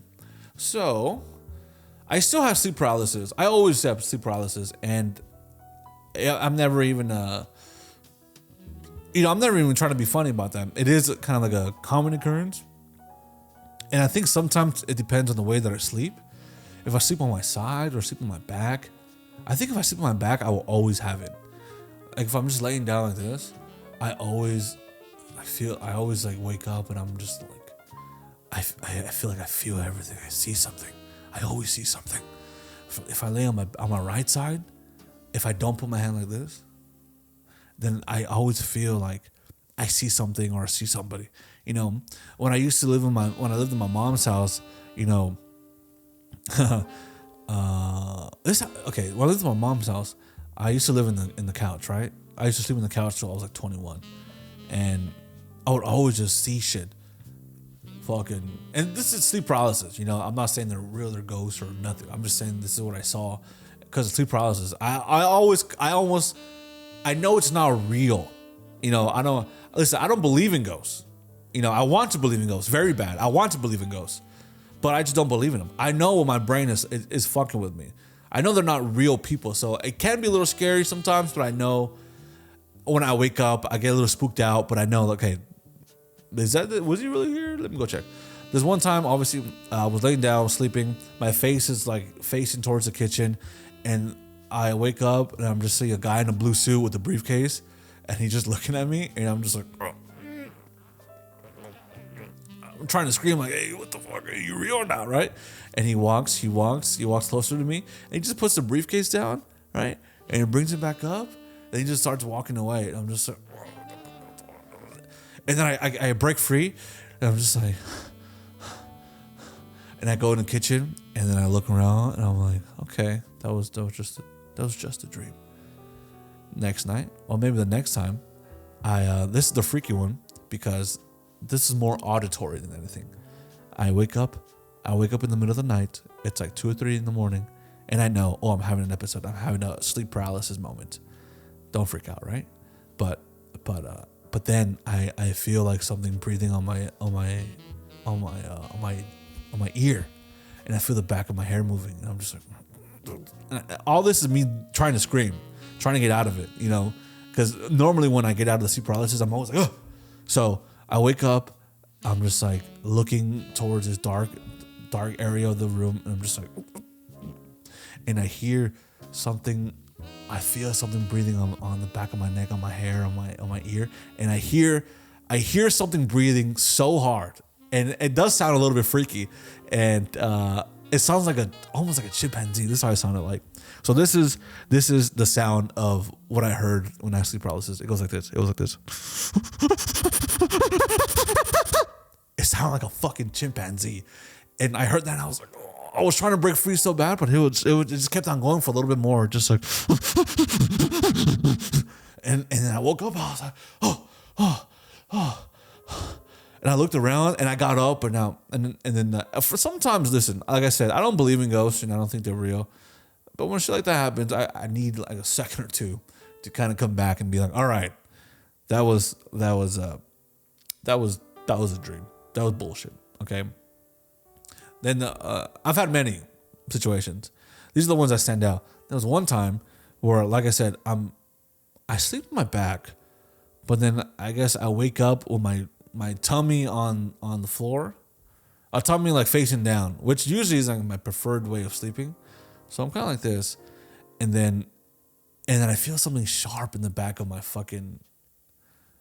Oh, dude, I feel like Dude, okay, no, this is my least favorite one. I'll say this is my least favorite one. I just came back to me. This is my least favorite one. So, when I'm sleeping like this, right, I'm looking this way, and this way is my closet, and it has one of those closet doors that are basically like mirrors, right? And behind me, in the reflection, there's my window, right? So back of me is in my window. So I'm right here, window back there, fucking reflection, mirror over here, right? So I wake up and I'm like, I can't move, and it's almost like, it's this weird sensation whenever I'm in it. It's like, it feels like, you ever seen Insidious when they're like in the place called The Further, I guess, and it just feels like, I kind of feel like that. And then I look at the window, and then I'm just like, oh my God. I see like the window go up and someone coming in, right? And then for like 10 seconds, I don't even think this is sleep paralysis. I'm like, holy shit, someone's breaking in right now. Chill, right? Relax. And then I feel something, I feel like, and I blink. So I look at it, and I'm like, he's coming inside, and then he's fucking opening the door, this and that. It's like a black figure. And then I blink, and then it's gone. And then I feel something sharp in my back. I feel something sharp in my back, like something's fucking stabbing me, something really pushing in, and I'm just like, oh. And it actually fucking hurts. Actually, it's painful. So I'm trying to just be like I'm trying to release something, and nothing's getting out, nothing's coming out. And then I just hear my name. He just fucking like almost like he's stabbing me, and then I'm just like, and he just says, Joel, and then I'm like, oh. And then I just get out of it. I was like, what the fuck? That was the biggest one recently, where I'm just like, what the fuck? I go into this living room, and I'm just like, yo, hello, trying to make sure if anybody's here, because that one felt a little bit too real. And someone, like I said, sometimes most of the time they feel a little too real, and I don't believe they're ghosts or anything. I think it's my mind just fucking with me. But I feel like my mind, when it's fucking with me, gets a little too creative, a little too imaginative. It has a little bit too much fun with it, because also, why am I getting fucking stabbed and beat the fuck up, molested, and all these fucking demon dreams and shit, dog? So some people have visions where they just see like, this is a ghost. I don't know. Some people just have vision. They see a person in a white dress walking down the fucking living room, and they're just like, oh, I saw a shadow.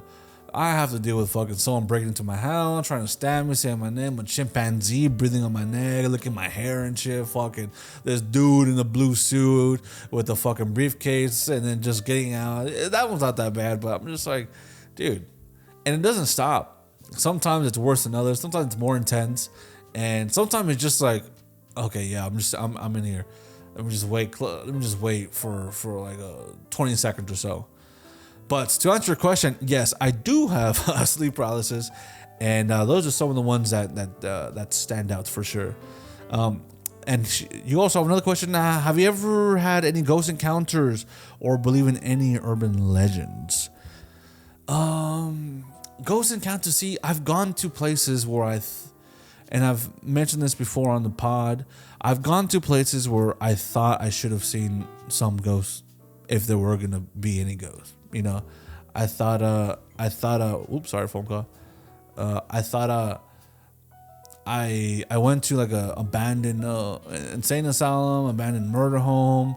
I've been to these places with the expectations of feeling something, seeing something, but nothing ever happens. And I'm not saying it's a disappointing thing, but when I see people talk about like ghosts or demonic things, where there be stuff that they see, visions, I'm always like, man, you guys are just walking outside and you see shit. You guys are just going to the living room and you see a bunch of shit.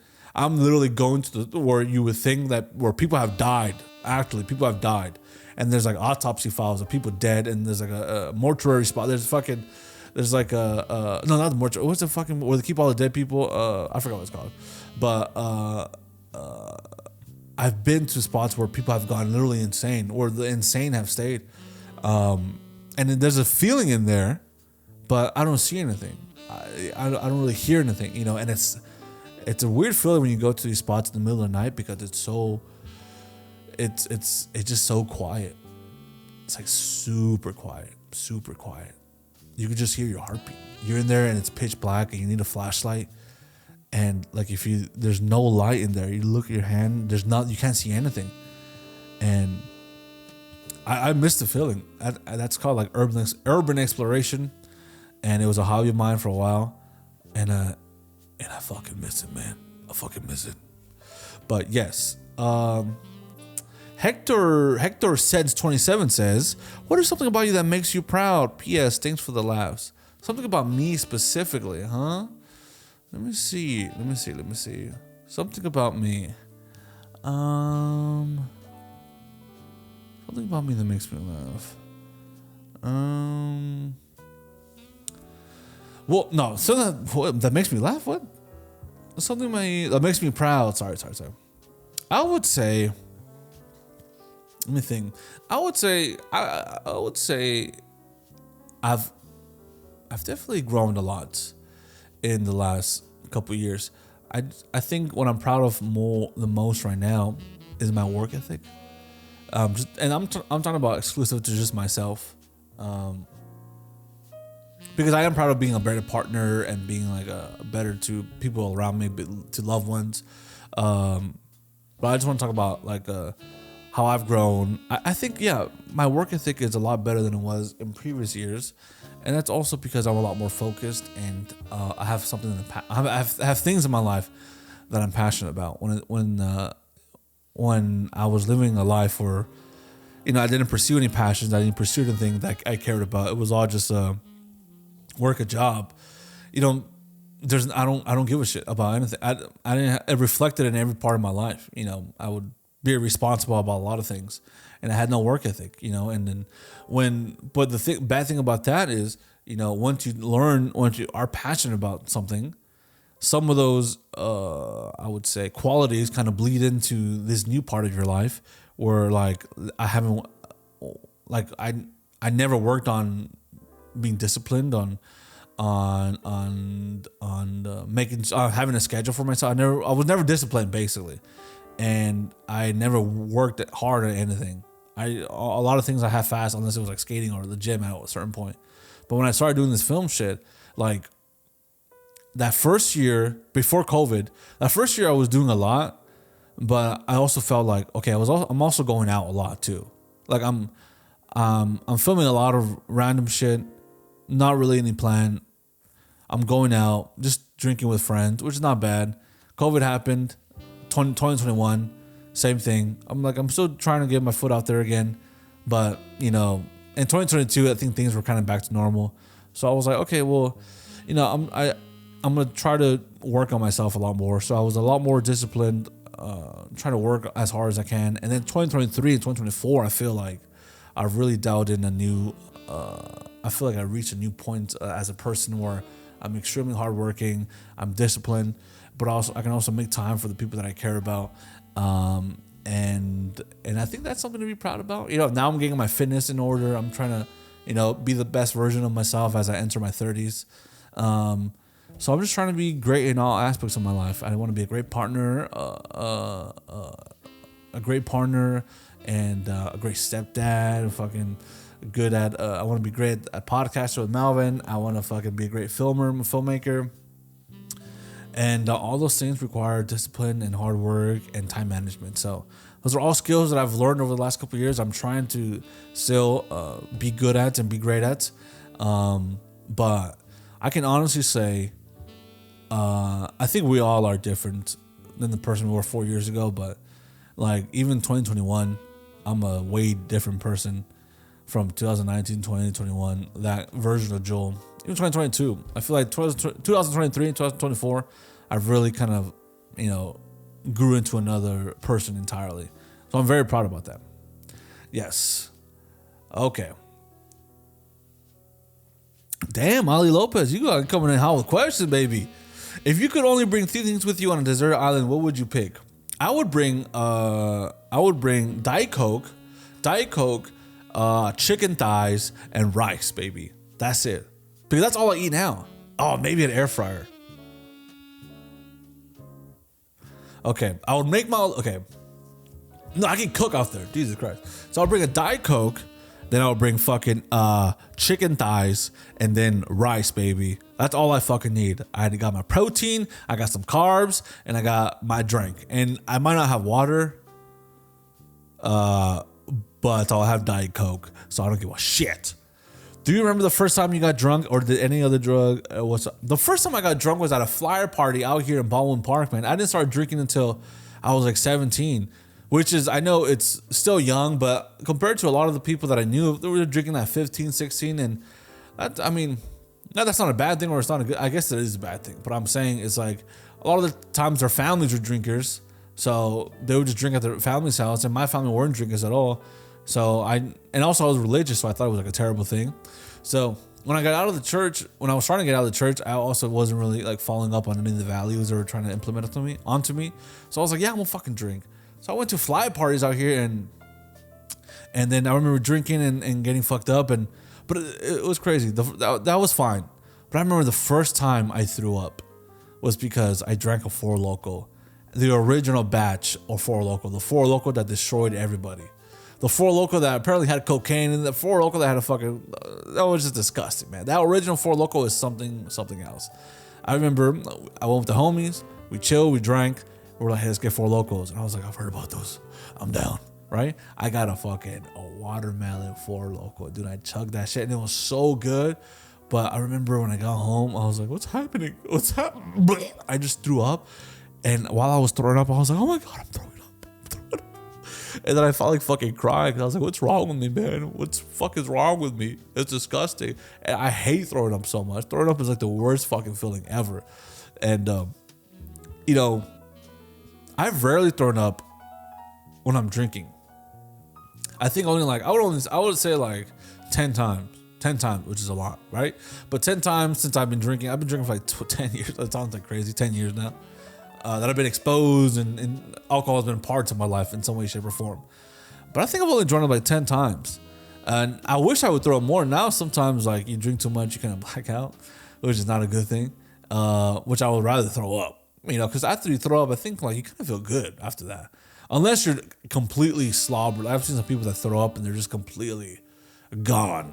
And they can throw up 5 more times or whatever. They're still going to be just destroyed, and nothing's going to fix them. But man, drinking is very dangerous, and drinking is not good for everybody. Some people can't handle their shit, man.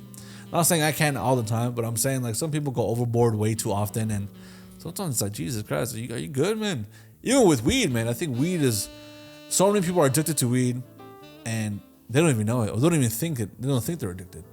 But you ask them, can you do a couple of days off without it? And they're like, yeah, I mean, I could, but I want to. You know what I mean? Well,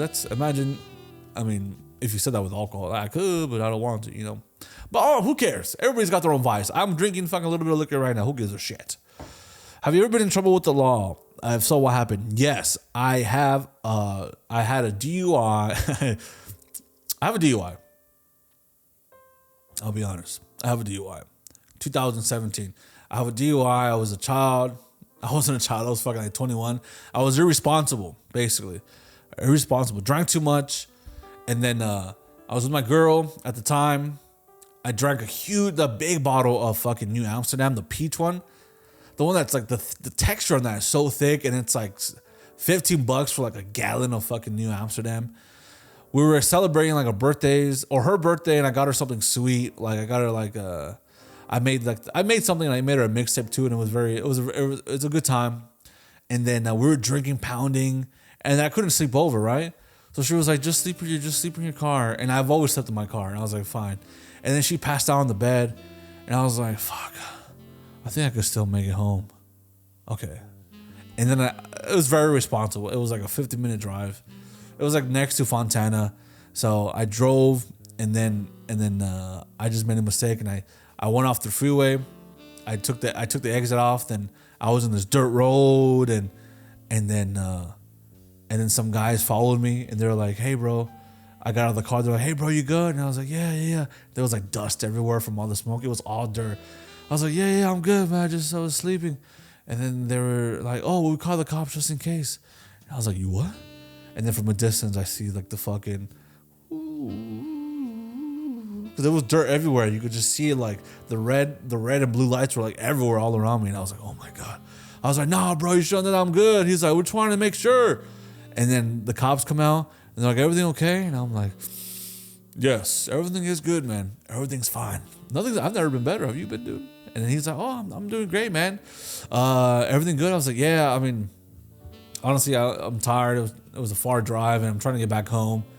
And then he was like, oh, where do you live at? Oh, I'm Baldwin Park. It's like 40 minutes away, but I was exhausted. So I just tried to get out here just to find like somewhere to sleep where I'm not really bothering anybody or in the way of anybody. They're like, oh, well, you can't be here, but you can go somewhere else. You can't be in this road, but you can go another place. I was like, fuck, I don't want to drive right now.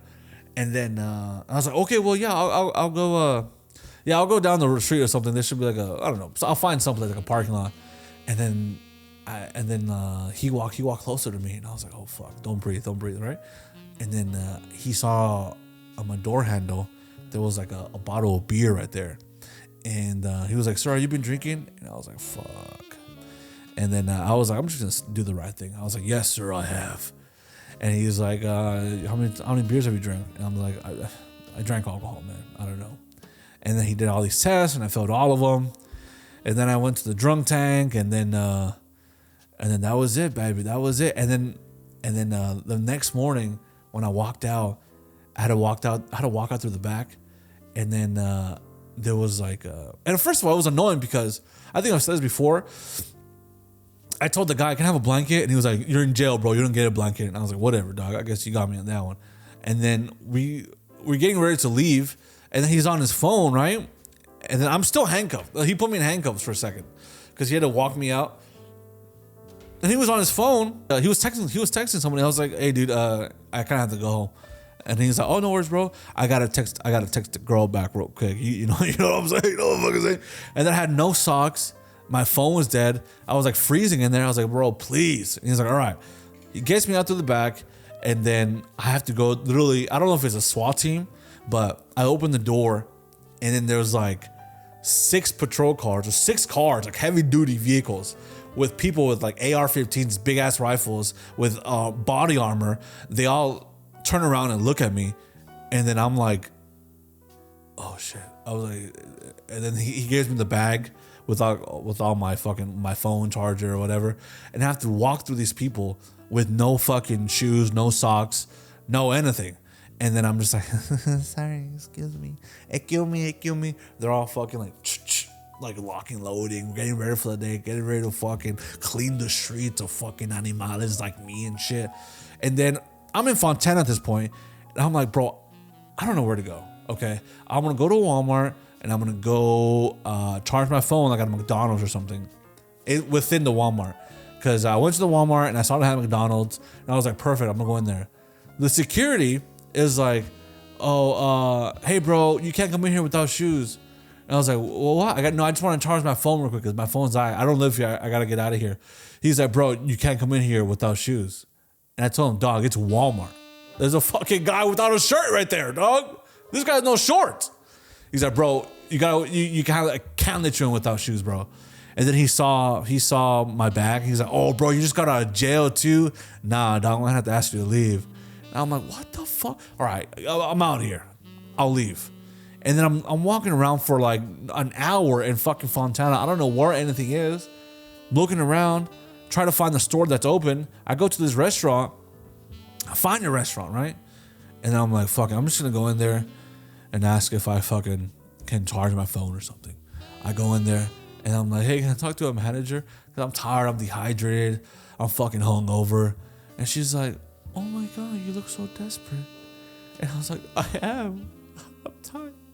And then she's like, oh my God. I started crying. She's like, oh my God, sit down. She's like, what's wrong? And it's like, oh, I just got out of jail and I just got in an accident last night and I just got out of jail. I just need to call my girlfriend and I just need some help, honestly. And this lady was so sweet. She charged my phone. She gave me free food. She gave me pancakes with some eggs and she didn't want me to pay. And I called my girl and then she picked me up and I wanted to go back to that place and say thank you to that girl, to that lady, but I never did. And I kind of feel bad about that because, it's so rare for someone just to help someone who was literally just like, oh, I just got out of jail. I'm so sorry. Like, I just need help. And she literally went the extra mile. She gave me free food. She helped me charge my phone. She helped me out a lot. So shout out to her. I hope you're doing good and I hope you're fucking staying safe. And I appreciate you. And I'll never forget about that moment. So thank you very much. But yes, I have been in trouble with the law and that DUI will be on my record for a couple more years. But, hopefully when that goes off my record, my insurance will go down, hopefully, because it is a big issue. Kai Rod asked, ooh, girl, how about the movie that scared you the most as a kid? Ooh. I will be honest, man. It's the movie that scared me the most as a kid was Paranormal Activity. I love Signs. I forgot some of the movies growing up that I saw. Blair Witch. There was a lot of horror movies that I've watched when I was younger. There was a lot of like straight to DVD movies that I watched. But there was something about the first Paranormal Activity that made it feel a little too real. Maybe it was like the found footage element. Maybe it was like the VHS stuff. Maybe because it was like they don't really show like the creature. I think they don't really show anything. I think the wife gets possessed or some shit, but they don't really show like an actual physical creature where you can be like, that's bullshit. You know what I mean? That does not look real at all. It was mostly you have to imagine what's going on. It's like they're playing on your imagination. It's like they're fucking with your imagination. You're kind of wondering what it is, or you're thinking what it could be. And then everything was in the dark. So I remember, like I said, I was sleeping in the living room, and then everything would be dark at night, and I would be so scared. And sometimes I'll tell my mom, like, Mom, I think I don't want anything bad to happen. I watched a scary movie, and then I feel like the demons are coming, right?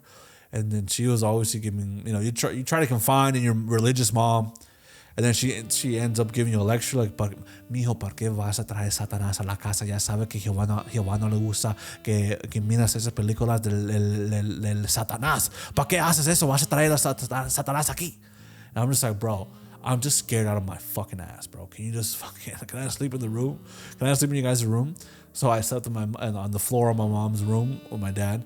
I was fucking terrified. And looking back at it now, I'm like, yeah, it's just a scary movie, but it should have scared me that much. There was other movies like The Exorcist that are fucking scary, but I don't know why. Something about the first Paranormal Activity that just really, really fucked with me. Really, really fucked with me. Let me see what else we got here. But thank you, Kyron.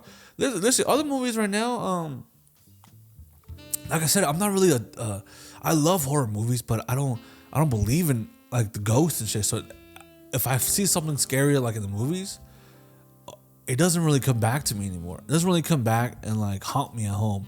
Like The Conjuring, those movies are scary, but I'm scared in the theater when I watch them. When I come back, I'm just like, give me the B-boys and free my soul. Wanna get lost in your rock and roll. It doesn't really scare me anymore, I kind of listen, I'm already getting sleep paralysis enough as it is. I don't want any more sleep paralysis, okay? These movies, I'll watch them. I'll be scared in the movie theater. Let my fear stay there. don't want to bring it back. Okay. Hulk Maximus, can you, Melvin, and I go on a Universal Studios trip? We'll geek out during the rides. Oh, yeah, of course. I would love to go to Universal Studios. I've never been there before. We could definitely set that up for the future. I would love to go to Universal Studios. I'm pretty sure, I'm not even trying to be a dick. Can Melvin fit on those rides? Because he's a fucking 6'5", big-ass boy. But yeah, I'm definitely down to go to Universal Studios. We should all link up and make that happen because I've only been Six Flags. I was a Six Flags boy, with the bottles of Pepsi to get some discounts. I've been to Knott's a couple times. Disney World I went twice, but didn't really give a shit about it. Universal Studios I've been once, and I just remember like going to a haunted mansion and seeing little people in the corner, and they scared me and I got pissed off. That's all I remember. And also I went to a Jurassic Park ride. And in the trailer and the TV, when they have the trailer for the Jurassic Park ride, the T-Rex is fucking like, yeah. And then when I went, the T-Rex was fucking broken. It couldn't even fucking move. It couldn't even roar. So I remember watching that. I was like, this is the shittiest theme park out of all of them. This is disappointing. By far, the worst piece of shit ride I've been on. And who knows? Maybe now it's better. Ji Woo Han says, have you tried your hand at making a short film? If so, where do they went? Not a short film, not a narrative. We have some documentaries that we're going to put into festivals. But short film, actually, I might do one this year. My friend Sergio, he has some short films he writes, but there's one where someone came to us specifically wanting us to be a part of, to produce or to create the short film. They have an idea. They brought it to Sergio, they're asking him to write the short film, and then I'm going to shoot it, and we have a producer. So I will definitely keep you guys updated on that if it ends up happening. But I think we have some docs. I want to do more documentaries and music videos for now. Those have been very fun. You get to be kind of creative on music videos, and docs get to tell stories without, short films take time, take a lot of money. With docs, they don't really need, you could tell a great story without much. To be honest, not much like finances behind it sometimes. PLP Lalo asked, you should have asked us to pull up, man. So this is Lalo, obviously from PLP Ponte las Pilas. Listen, I would be a liar if I said I didn't think about it. But listen, when someone gives me so much, I feel it feels wrong to ask for more. You know what I mean? Like PLP has already, let us be on their platform for fucking like 50 times. It feels wrong to ask for another favor, like, hey, help us out again, even though you've helped us already so much. So it makes me feel bad. You know what I mean? It makes me feel bad. I think, I love podcasting with you guys, with the PLP boys. And maybe next time if there's ever a solo one, fucking come on down, dude. But it's nice to know.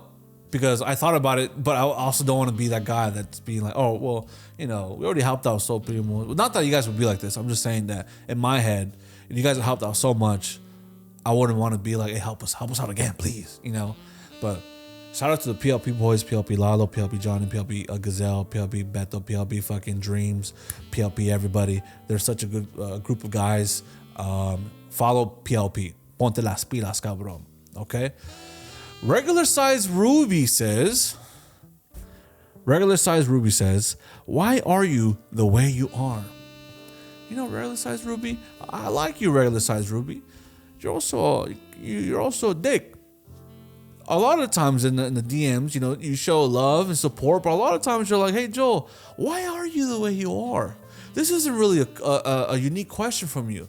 This is a question you're always asking us. Me and Melvin, you're like, why is Joel the way he is? Why is he like this? It took me 29 years to be like this. This is hard work. And you being like, dude, everything you worked on, I don't like it. This is me. If you don't like me, then fuck you. Just kidding. I'm just saying, listen, Ruby, why are you the way you are?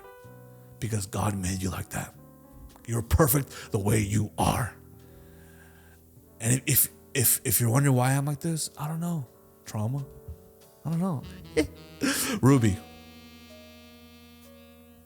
you're good. you're one of our favorites, but you're very mean. And also, you're not mean. You're a good person. I don't know why I am like this, but maybe one day we'll find out. I can't wait for that day. Listen, C. Peñada says, oh wait, no, I already answered I answered that in the DMs. Let me see what we got here. Ooh, Drew.379 says, how do you deal with your depression therapy? Question mark. My depression.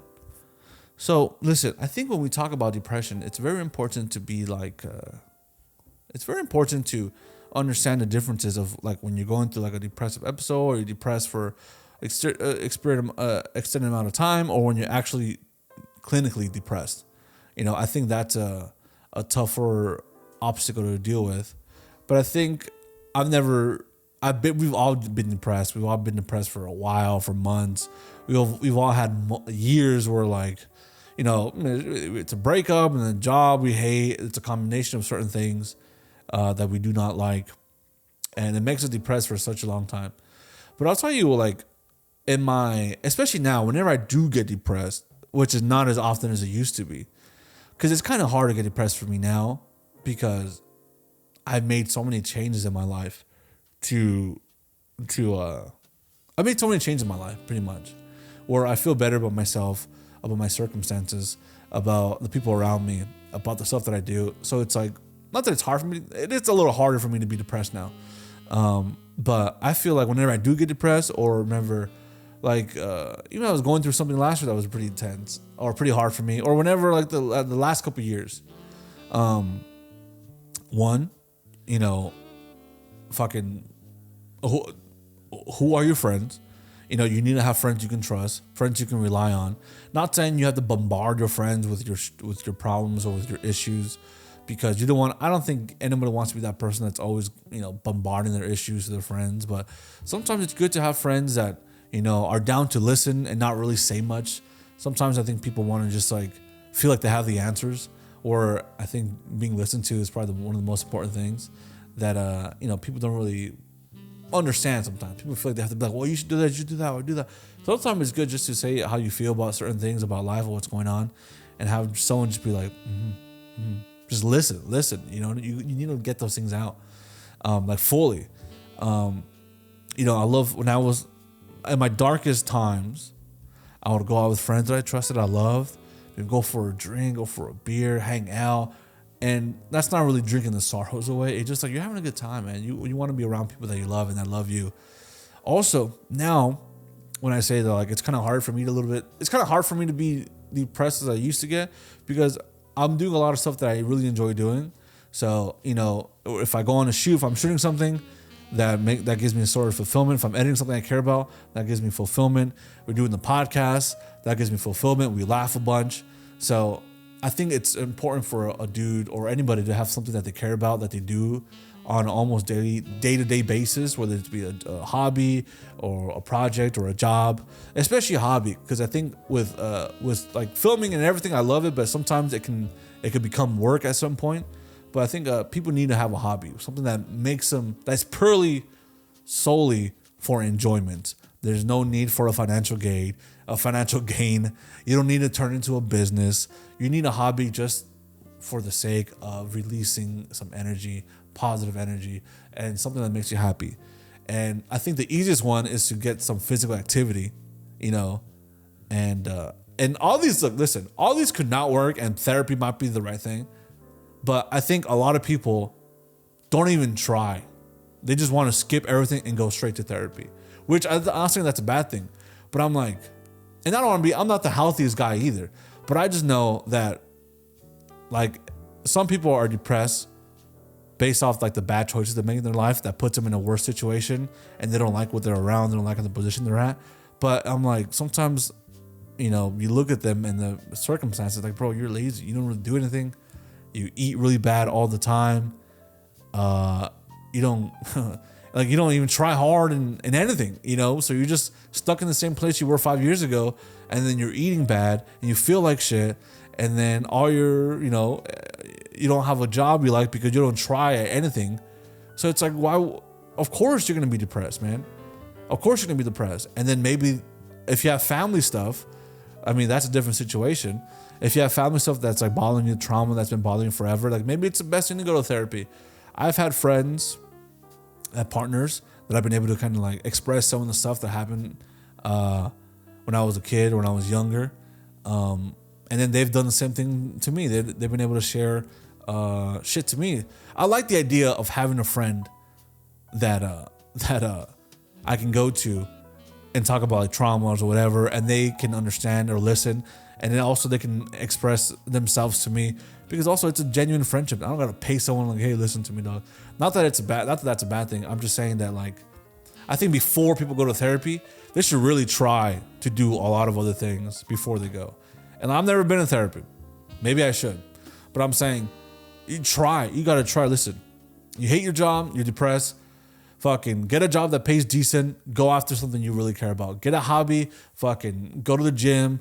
Fucking go for a walk. Make that part of your day where you feel good. You listen to music. You think about your life and where you want it to be in like 5 years or this and that. Make time for yourself where you got to work, create a version of yourself that doesn't exist yet, and you got to make the effort every day to become that version. You know, it takes a lot of work to change your life and to change yourself, but it all comes down to the daily, your decisions on a day-to-day basis. You know, if I'm ever depressed now, listen, I can go. Now that I've learned, like I'm in boxing now. Now I can fucking let off some steam, and I'm learning a skill while losing weight. I'm starting to run now, and that feels fucking good because I'm doing these good things for myself just to feel good. You know what I mean? I'm not trying to be a boxer. I'm not trying to be like the fittest guy ever, but I know it's good for me, and it feels good to take care of myself. You know, and that helps out the mental too. Like now I want to be more disciplined, so I'll be disciplined. I'll tell myself, like, listen, from this and this, you got to work on this, and you got to edit, and then you got to shoot this at this and this and this, and the next thing you know, you did great. You did good. You made good decisions all day. At the end of the day, you're just like, wow, I really did all those things. I'm fucking badass, man. I'm fucking badass. And then the next day you do the exact same thing. The next day you do the exact same thing. Some days maybe you only have 2 things you should do on your list. Hey, I just want to go to the gym, and then maybe edit this one thing, or maybe work on this one thing, and that's it. But do those 2 things, and then you can still be like, wow, I fucking did what I wanted to do today. That's amazing. And I was disciplined, and I didn't fucking get lazy. I didn't just go on my phone for fucking all day. I didn't just like do nothing. I didn't just sit. Sometimes people just like to sit in their sorrow. Sometimes people just like to fucking like, oh, you don't get it. My life sucks because of this. Oh, you want to understand. It's like, man, if you want to be that person that's like, oh, you don't get me. What I go through is worse. Then get away from me. Just stay over there. Because, you know, I go through, everybody goes through shit, but I don't ever want to be like, oh no, what, my shit's worse. You got to listen to me. We all should listen to each other. We all should, and not even think about like, well, that's not too bad. Or what I have to deal with is worse. You know, just listen to fucking people. So I would say how I deal with depression now. This one kind of, I don't know. I kind of went all over the place, but with depression, listen, I try to make sure I'm eating good. I'm fucking, I talk to myself a lot. Like I check up on myself, not in a sense of yeah, kind of. I just talk to myself a lot throughout the day. Like in my mind, I'm always like, okay, Joel, what are you gonna do? Should we do this? Should we do that? What do we do? It's like I'm talking to my mind up here throughout the day, and then sometimes if I'm ever thinking bad or thinking negative, I kind of like, you just gotta literally ask yourself questions sometimes. Like, why are you feeling like this? Why are you thinking this way? Why are you so negative? Oh, why don't you want to try this? Is it because you don't want to, or because you're afraid? Or you're scared of doing it? Oh, you're scared. Why are you scared? Because you don't want to look like an idiot. Well, what's wrong with starting something new? Like everybody at the beginning feels that way. It's normal to feel like, you know, you're afraid of trying something new. It's like so many questions you got to ask yourself. And that helps out, man. That helps out just to kind of decipher. Sometimes what you really feel, it's so there's so much like feeling that's clouded. But if you ask yourself the question, if you ask yourself questions, you can kind of go down to the root of the problem, and it kind of everything else just kind of clears up a little bit. So listen, I'm kind of going everywhere, but if you want to, how I dealt with depression, make sure I have good friends, if I can trust, I can talk to, have a beer with. Make sure, man, I fucking have a great partner. And if you don't also, if you don't have a partner in your life, that's also an amazing thing too. And I've said this in the last episode or whatever, but you know, if you don't have a partner, God, and maybe this is just from like the experiences that I've had where people around me that they just feel like, oh, I'm so lonely. And for me, I'm like, bro, take it easy, dog. Like, can you like take it easy? Like, life is not sad because you haven't had a boyfriend or a girlfriend in 6 months, bro. You think life sucks because you have a boyfriend or a girlfriend in 6 months or 7 months? What have you been doing this whole time? How bro? Everything we talked about right now is like, get a hobby, get a fucking, maybe try to quit your job and go to another job you like more to pay for something you want to do, or maybe go back to school or anything that's positive. There's so many positive things you can do. But if you just worry about the bad shit in your life, you don't even have time to think about all the good stuff you can be doing to elevate your life or change your life. I feel like I've said too much. Maybe I guess I'm too scatterbrained on this topic, but basically, eat, try to be healthy. Maybe go for a run, go for a walk. Do some I think physical activity helps out everybody. Listen, you can go walk for 20 minutes, 30 minutes. Boom, that's good. Just go on a walk at sunset, man. Listen to a song, listen to a podcast, listen to some music. And it sounds so douchey because a lot of people say this, but it's so true. You go out during the sunset, sunset. I don't know. Sunrise is too early.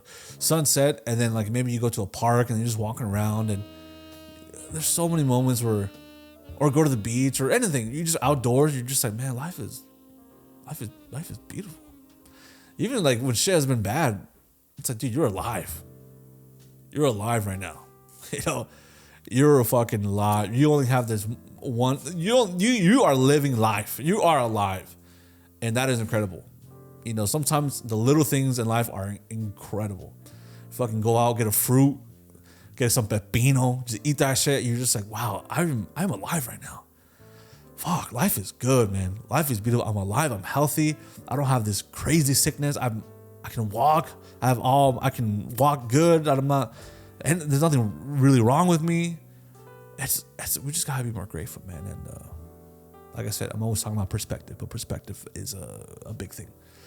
Listen, I don't know if I answered your question, but hopefully in some of the rambling that I did, there were some things that make sense. PC Chubbs, another PLP collab. Like I said, PLP has helped us out so much. Anytime they're down to collab with anything, I am down for them because I love them very much. Those guys are awesome. PC Chubbs also said, are you going to be having more guests? We do want to have more guests. The only thing that's stopping us from having guests is kind of like the infrastructure we have right now. We tried having a guest once, but that was like very stressful. That was like, you had to drive over here, move a bunch of gear over there, get the sound over there. And it was like, honestly, it was just kind of stressful. And it kind of felt like, I don't really think we should try to do this for a while. I think there's a point where we will start to have more guests, but because we do have a lot of cool homies, a lot of funny homies. So for now, we're just like, let's just build the show, make it as funny or cool as we possibly can have it as just both of us. And then we will have guests soon, but like right now, it's not the most ideal for a guest to come to this specific spot. It's kind of out of the way of a lot of people. So yeah, but we do want to eventually. Daniel San 50, when y'all coming to Houston, baby? First round on me. You listen, we get so much love from fucking Texas, dog, that I just want to go there for like a week and go to all the big cities and meet up with all of y'all. So much love from fucking Texas. You guys show us a lot of fucking love, man. And I know if we go there, me and Melvin just gotta talk. We just gotta be like, yo, let's go to Houston. Let's do so. Let's do a pod out there, different cities. Let's have a whole week of just fucking podding, filming, drinking with the homies. It fires me up, dog. The amount of love we get from Texas. So I don't know when. We want to go very soon, dog. Very soon we want to go to Houston, Austin, Dallas. Mostly Houston and Austin. I think we got some Dallas, San Antonio people, but I think Houston and Austin are our biggest markets out there. But dude, we want to go so fucking bad. I really want to go. We'll keep you guys updated though. I gotta talk to Melvin. We gotta set something up. What's your biggest accomplishment so far? El Whiskilero, shout out El Whiskilero. Dude, look, I don't think I've felt like I've had a huge accomplishment so far professionally. I mean, this last year, I guess I've been able to shoot a lot of cool stuff that I really like and really am proud of. I really feel like I was a piece of shit. Like fucking, like when I was younger, like I was a lost puppy, a lost piece of shit, shitty ass, fucking annoying ass dude. That had no goals, no ambition. That was a shitty everything. So I'm honestly just very glad that I'm not on the. I'm just a better person, and that's cheesy as fuck. I'll say that's so cheesy, but I really feel like the guy I was at 22, 23 was just such a lame dude, such a insecure, immature, lazy person, and I'm glad that I am not that anymore. So I guess, I mean, it's not a career accomplishment, but I think it's a personal accomplishment. Zane Kim, is Melvin a burden? He's a big burden. He's a 6'5", 355-pound burden of shit. Just kidding. I love Melvin. I love Melvin Diaz. Shout out to him. He has some fucking dope ass fucking coffee, man. Delicious cold brews, man. Shout out to you, Zane Kim. Ooh, okay. Let me see. El Muchado, Michoacan. Who is a better SoulPrimo would down me 5K right now for no reason? Melvin. Melvin's that fucking guy. Hit up Melvin, he'll send you $5,000 on the fucking spot. Don't even fucking doubt him, or else, don't doubt him, all right? Or else that's gonna piss me off. Hit up Melvin, ask for that 5K right now. He'll do it. I know. Let me see. Steph loves perfume. Who is your ideal guest to have on the pod? Listen, we want PLP, we want Cisco and Mike, Jesus Sepulveda, we want Alpha Robles, Martin Mini. We know a bunch of comics from out here, man. We know a bunch of comedians. But also, I don't think we want to be limited to just comedians, because I feel like everybody has done that already. Everybody has done like the comedian, like, people having comedians on. And I love comedians. But they're not the most interesting people in the world,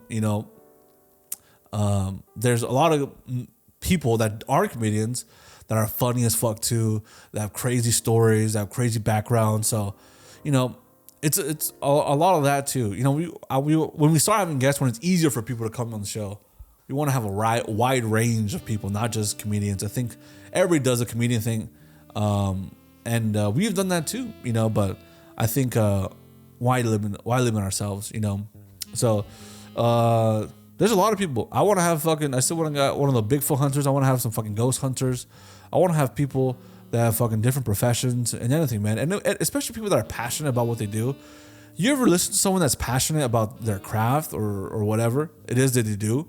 There's a certain, it's so infectious. Like, it's hard to not listen when they start going into things in detail and why they should do this or why. Like, even I'll listen to a plumber talk about, I don't even know what he was saying, but he was talking about why you should have this kind of pipe or this or this, this and this, and he was giving the reason for everything, and I didn't know what the fuck he was saying, but I'm like, oh my god, this guy's spitting. I get you. I should have fucking pipes. I should have piping system. I should have a plumber. I should hire a plumber. That makes sense. It's like it's infectious. You want to listen to more about what they have to say. It's beautiful. Ooh, okay, I like this one. Karina Kanu Stooge asks, what were your thoughts on your girlfriend being a single mom? Did you think, I have to be a stepdad? Now, this is I actually told my girlfriend about this question. I was like, I like this question because there's I don't know if my situation is very unique, but I was friends with my girl for a long time, since I was 17, right? We reconnected like 2020. And then we just got together 2024, pretty much. So, or at the end of 2023, 2024. One of those times, I'm going to get in trouble for that. 2023, 2024, I'm getting for like 7-8 months. So for 3 years, I met her, and even when I first met her, 17, she was pregnant, right? So she had her young. But now that I met her when I was in 2020, like I was like, oh, she has a kid, that's cool. But that was a point in my life where I was like happy, but I was single. I wasn't really fucking around or anything. I was just kind of just like, I need to figure out my life out, So I wasn't really, thinking about like, oh, girl or stepdad or whatever. But honestly, like I me and my girl have always had a great chemistry and a great connection since we were young. And as soon as we met, it was just like right back, like nothing ever, like no time has passed. And then it was crazy because I met her daughter, and then, you know, kids are shy, and then at first, like a couple months, she was like, oh hey, hi. She was very shy, but I'm really great with kids. So like, especially, you know, me and my niece are like best friends. So I would go over often because she lives kind of close to me. So I would go over often, and then little by little, you know, her daughter would just like, we would start talking. Then we'd all be hanging out together. We would all start going out together, going to eat together. We would all be watching movies together. And I really just felt like, wow, like her daughter is beautiful. She's amazing. She's like a beautiful person, you know. At first it tripped me out. I was like, oh my God, my friend has a kid. That's fucking nuts. That's crazy. You know what I mean? But after a while, I was like, wow, this person, like, she's beautiful. She's amazing. So even before we had this beautiful moment before where like we were watching Shrek, and then her mom, we're all like laying down like next to each other. Her mom fall asleep. We're watching like this live action Shrek. And then me and her daughter were just watching it, and that was the first time she held onto my hand, and then we were just watching Shrek, and we were just holding hands, and then we were just like laughing because it was like a Shrek, like a live Shrek musical. It was hilarious. So I honestly felt like it was a bonus almost when I decided to like, hey, we should be together. It was a bonus. It was like, dude, I get to have you and this beautiful daughter. I get to be a stepdad. I get to be. It's not like I have to be. In this situation, like I love both of them so much that it's a bonus. Like I have a beautiful girl and have a beautiful stepdaughter, and they both make me so happy. And then we're a fucking little family together. So it's for me it wasn't anything. It was like, this is a fucking huge bonus. I get two best friends instead of just one. So for me it was beautiful. I know a lot of guys can't see past that. I know a lot of guys are like, oh, no, I ain't taking care of another man's kid. But for me, I'm like, bro, this is an extension of this woman that you love. You know, and yeah, it might be 50% of another person, but it's still part of the woman that you love. Why would you not be able to love this kid? So for me, it wasn't an issue. It was not an issue at all. And I know a lot of guys who it's not an issue either. For some guys it is. And with that kind of situation, it's like, it's kind of hard. Like you want to just say, bro, like get over it, or I don't know. For most cases, I feel like it shouldn't be a problem. For me, it was not. It was a beautiful thing, and for a lot of guys that I know, it was no problem at all. So I don't know. I hope that answers your question. For me, it was a beautiful bonus to be able to have this her daughter be part of my life, where she's now officially part of my life forever. So it was a great thing. Johnny Taka 619, why are you so funny, bro? Oh my God. 3 exclamation marks. I think that means that sarcasm. Because I'm not funny, man. I'm not funny, man. I'm just a guy. I'm just a man. I'm humble, I'm sincere, but I'm not funny, bro. Eman_G. But Johnny Taco, I love you, Johnny Taco. I was in San Diego. We should all go out for a drink soon. San Diego's like 2 hours away. It's not that bad. We all got to go.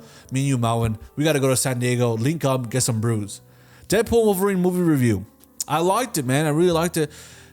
That movie made me realize how much of a G Hugh Jackman is. You know, I love Deadpool. Deadpool's cool. Not really the biggest Marvel guy, but watching those scenes where Hugh Jackman is like, oh, this Wolverine is like in pain because he left. He deserted his people. When he's like in this flashback, when like the lady touches her, she's like in her mind and her feelings, and he's like in this world where he's just fucking like crying in tears because he betrayed his friends. I forget, like, wow, this guy is a fucking incredible actor. He's amazing. He is so good. Wolverine is like, it almost reminded me like, okay, this guy might be one of my favorite characters ever. He's incredibly flawed, but it makes him so human. He's like this superhuman fucking can't die, can heals, fucking feel, but the pain he feels most is the pain of like hurting other people and the pain of him being who he is. It's like the emotional pain that will get him more than any fucking physical pain. That's the shit that destroys him. The fucking emotional pain. And that movie, seeing him break down, seeing him like in tears, I'm like, dude, this fucking guy, man. Oh my God, this guy is fucking good. So I would just say it's a great movie, but Wolverine for me is steals the show. And I love Deadpool. Sometimes like this might be just a me thing. I do kind of get tired of the jokes sometimes. Like it's like a on the nose joke. I just I'm like, bro, just move the story along. All right, just move on. Just move on. Sometimes I just get tired of all the jokes. But I know that's just the style of the movie. But sometimes I'm just like, bro, let's go back to Wolverine. What is he feeling? What is he going through right now? But listen, I'm also an idiot. So, but I liked it. It was fucking amazing, man. It was fun. Wolverine's amazing, bro. I love Wolverine. Let me see. Marco Thug Nasty says, rank your top blackouts from drinking. Like, fuck, it's hard because you don't remember. That's the thing about blacking out. You don't know what the fuck happens. That's the worst thing about blacking out. And then every time you black out, you gotta see your texts. You gotta fucking see what happened. Send in DMs when you go through those blackout phases. Now when I black out, I tend to just be here. Sometimes me and Melvin go too crazy. You know what I mean? After the show, we just drink because we're having such a good time. We just listen. A lot of times we podcast and we film, and then we just start drinking. Actually, not a lot of time, but sometimes we'll drink and then we're just having a good time, listening to music, just talking for like hours, and then I end up getting plastered, and then Melvin can just hold his liquor way more than I can. He can just hold his liquor way more than I can. I don't know how the fuck he does it. Also, we're blacking out. When I was younger, I used to just eat and I would wake up and I would see these rappers. I see the food on my bed. I'm like, fuck, because I'm trying to lose weight. And when I was younger, I would just eat a bunch of bullshit when I'm blacked out. I'm like, dude, what the fuck? I made a carne asada fucking quesadilla, and I made like 4 sopa de vasos with tostadas and tajin and shit in the middle of the night, like at 4 a.m. and fucking John did it with the fucking non-Coke Zero. And then I wake up with a fucking stomach ache and I forget to brush my teeth. And that's why my fucking teeth are all bleeding, because for so many years I forgot to brush my teeth from drinking and blacking out. Jesus Christ, dude. So blacking out can be fun. You can end up in the backseat of the car, of some random ass fucking car, and no one gives you an explanation. Or you can fucking eat fucking tostadas. You can eat fucking quesadillas at night and maruchan all fucking night, and you gain weight and your gums are all bleeding. And that's okay. Ooh, Master Jacoby. Shout out to Dab and Play Games, Jacob, one of our best friends. We love him. Who's better, John Williams or Hans Zimmerman? Dude, I want to say Hans Zimmerman just because he's more. It's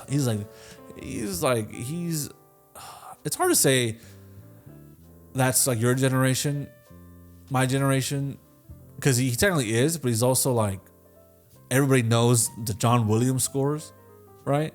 Everybody knows those fucking classic songs. But listen, The Dark Knight is Hans Zimmer. I'm gonna go with The Dark Knight. I'm gonna go with fucking Hans Zimmer. So, and I listen to the Dark Knight one all the fucking time. Very often I listen to that shit if I'm taking a shit, if I'm going to work out. The fucking Watchful Guardian one, the one that's like at the very end when Harvey Denton's dead and he's like, I killed those people. That's what I can be. No, you are not. I'm whatever Gotham needs me to be. Call it in. Ooh, and the whole fucking outro happens. Oh, that's called a Watchful Guardian by Hans Zimmer. That's a fucking good one. If you could be in Melvin's body for a day, what would you do? I would just tell people that I'm 6'5". That's what he does. Yeah. Melvin's 6'5". Every day he's just like, oh yeah, I'm 6'5". When no one's even fucking asking. All right. If I had his body, what else would I do? I would probably, what's cool to do when you're 6'5" and 300 pounds? I don't know, like fucking jumpy jack. I don't know. What the fuck do you do? Swim? He can't swim. He'll sink. What the fuck do you do if you're that fucking big? I would just tell people I'm 6'5" and that short people are short, and that I play basketball, and that I can dunk, and maybe I've never seen his belly because he's always wearing the same Under Armour shirt. I'll probably take off my shirt, see what I look like. Maybe my pants. I don't know. We'll see. I don't know. Melvin's body is not the most ideal body to have because he's so tall. You can't really go on roller coasters. It's uncomfortable. I don't know. I feel like it's a very limiting body size when you think about it. It's very limiting. You can't really do much. You can look cool, be cool. Maybe the ladies like you a little bit more, but it's not ideal. See, I think my size, 6 is good. What would Melvin do with my size? Huh? Let's think about that. Thank you very much, Surgeon Quistador. Okay. Let's go back to Jaku. Baby. He's asking, how's life been treating you, papash? Well, papa, primazo. Life has been good, man. I've been working a lot. I've been fucking traveling. I've been doing the podcasting. I've been doing this. I've been doing that. I've been having a fucking blast, baby. Sometimes you need a friend to be like, how's life been going? Because listen, life is hard and life is difficult. Life is unfair, but it doesn't mean it's still gonna be beautiful, man. The challenge is what makes the good times so fucking worth it. So fucking, they make them so fucking juicy and make them so fucking exhilarating. So I'm doing good, man. You let me know in the comments if you get to this point. How are you doing? How are y'all doing? How about you guys tell me all how you guys are doing in the comments? I would love to know. Someone asked me, Polaroid Fox, do you ever see yourself podcast? Did you ever see yourself in podcasting with Melvin? Like what fuck, I can't fucking talk, dog. Polaroid Fox said, did you ever see yourself in podcasting with Melvin? Like was podcasting ever a goal for you? Podcasting was never a goal. I think when I was younger, I thought it'd be cool to podcast because of Joe Rogan. And then I think at a certain point, everybody listened to Joe Rogan. This was like in college and high school. So I thought it would be cool. You know, I tried. I was like, me and my friend were like, we should do a podcast. With my friend, this is the dangers of having friends that, you know, maybe don't believe in themselves, don't believe in anything creative, that don't believe that anybody can do anything besides what's expected of them. He was like, nah, no one's gonna listen to you. No, what the fuck? People listen to like them because they're famous, but they're not gonna listen to you. And we're like, you're right. Which he had a point. But didn't mean we shouldn't go for it or try it. So maybe when I was younger, but as I got older, I was like, nah, what am I gonna do? I never thought about it for a long time.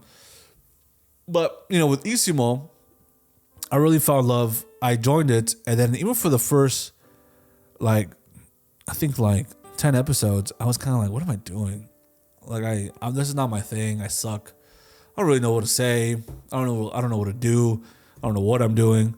But I feel like after a while, I kind of felt more comfortable in front of the cameras, and once you get comfortable in front of the cameras, you can kind of be yourself a little bit more, not really double think everything you're gonna say or overthink everything or try to be funny. Or sometimes I'll be like, what should I say here? And then like the moment passes. Okay, what should I say here? And then the moment passes. Just be in the moment, be locked in, and enjoy what's going on. Listen to other people. You get to talk to your homie or you get to talk to your homies for like 2 hours or so uninterrupted, with no phone, no nothing, no distractions.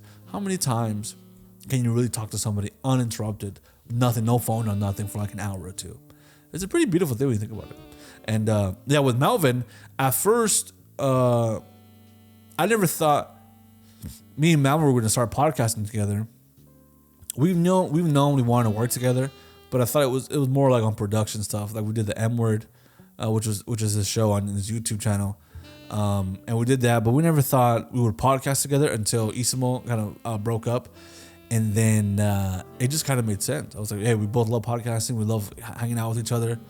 We really developed a friendship over the span of that show, so it just kind of worked out for the best, baby. It was beautiful. So yeah, so you know, podcasting is one of those things that it just kind of came into my life, and it's, I don't see why I would stop doing it. I love it. I love the community we're building. I love you guys. Shout out to all of you guys. Like I said, you guys always show support. You guys always show love, and it would be sad for me to stop and not get to talk to each and every one of you on this or in the comments or on the streams. And eventually when we go, you know, do the carne asada or go out and travel for the show, get to meet you guys. It would be so sad if I don't get to do those and meet you guys. And I just love y'all. Let's see. Ooh, I don't know if I should. Okay. Alex EXE76 says, will we ever get to know what happened to Isimo? I don't know if I see the answer to this one. Listen, we've slipped up a little bit on the streams, and we've been like, we've said what's happened on the show. I think on the last episode we said some things that I forgot to cut out, and I cut out afterwards. But I think, listen, the reason I don't like talking about it also is because it's so dramatic, and I think I know some of the people want to know, but it's also like I don't really want to make it more than what it was. Like it was a fun podcast, and then like I think it was a small podcast, and we had fun doing it, and then like sometimes personalities don't, after a while, they don't mix well together anymore, and you kind of separate from an environment that you don't want to be in anymore. And listen, to go into detail, it would just cause drama, and I don't want to like be I don't want to gossip. I don't want to say things negative, even though I've slipped up when I've been drinking. But when I'm clear-minded, I just don't want to say anything negative about anybody, and I don't want to really talk about certain people because I think we're past that and we're better than that, and we should try to be better than that. And yeah, maybe one day, but I don't know. I think we should just worry about SoulPrimos and what we're trying to do. And the last podcast was cool, but when you, like I just said, we just want to be around people that we really fuck with and have the similar energy as us. And in that show, that wasn't really the case. So that was very vague. But listen, we just want to spread good vibes, good times. There's no really need for drama. We're even now, we're such a small podcast. I don't want to be a small podcast talking shit about anybody or saying anything. It's like, dude, we just want to meet you guys and have a good time, eat some food, get some drinks, and fucking listen to music and cry and fucking get emotional and shit. That's all we want to do, baby. That's it. But thank you for the question. I think I might be down to my last one. Holy shit. Am I tripping? Oh my God. I might be down to my last couple. Holy shit. Okay. Atomic Comic says, if a cockroach flies on you, do you bitch out or handle it like a barbarian? I handle that shit like a barbarian, dog. I eat that motherfucking shit. Yeah, there's actually a lot of cockroaches outside sometimes, man. And sometimes you just gotta fucking ping, step on them, fucking. Cockroaches are disgusting. I had one cockroach in my trash can for like a fucking week. It didn't want to come out. But I don't bitch out ever, dog. I don't bitch out. Unless the things that do piss me off are flies, though. Flies fucking piss me off. And bees. Bees, I do bitch out with bees. Or wasps. But I think everybody bitches out with the wasps. Those shits are scary, man. You don't want to look cool. You don't want to fucking be like, oh, look at this shit. Boom, it stings you. You start crying and shit. But cockroaches, fuck them, man. Fuck them. But Tommy Comic, you're saying phenomenal show. A phenomenal question. Phenomenal person you are. We love you. And, I don't know if you're a fan of cockroaches. If you are, I'm sorry, I've never killed one. If you're not, then yes, I've killed a lot. But I feel like we all have. So it is not the worst thing possible. You know what I mean? If you were a bird, what kind of bird would you be and why? Because this is a good question. I would be the shoe-bill bird. Let me see if that's the right way to say it. I would be the shoe-bill. Let me see if that's how you say it. Let me see. I'm sorry. It's called the shoe-bill bird.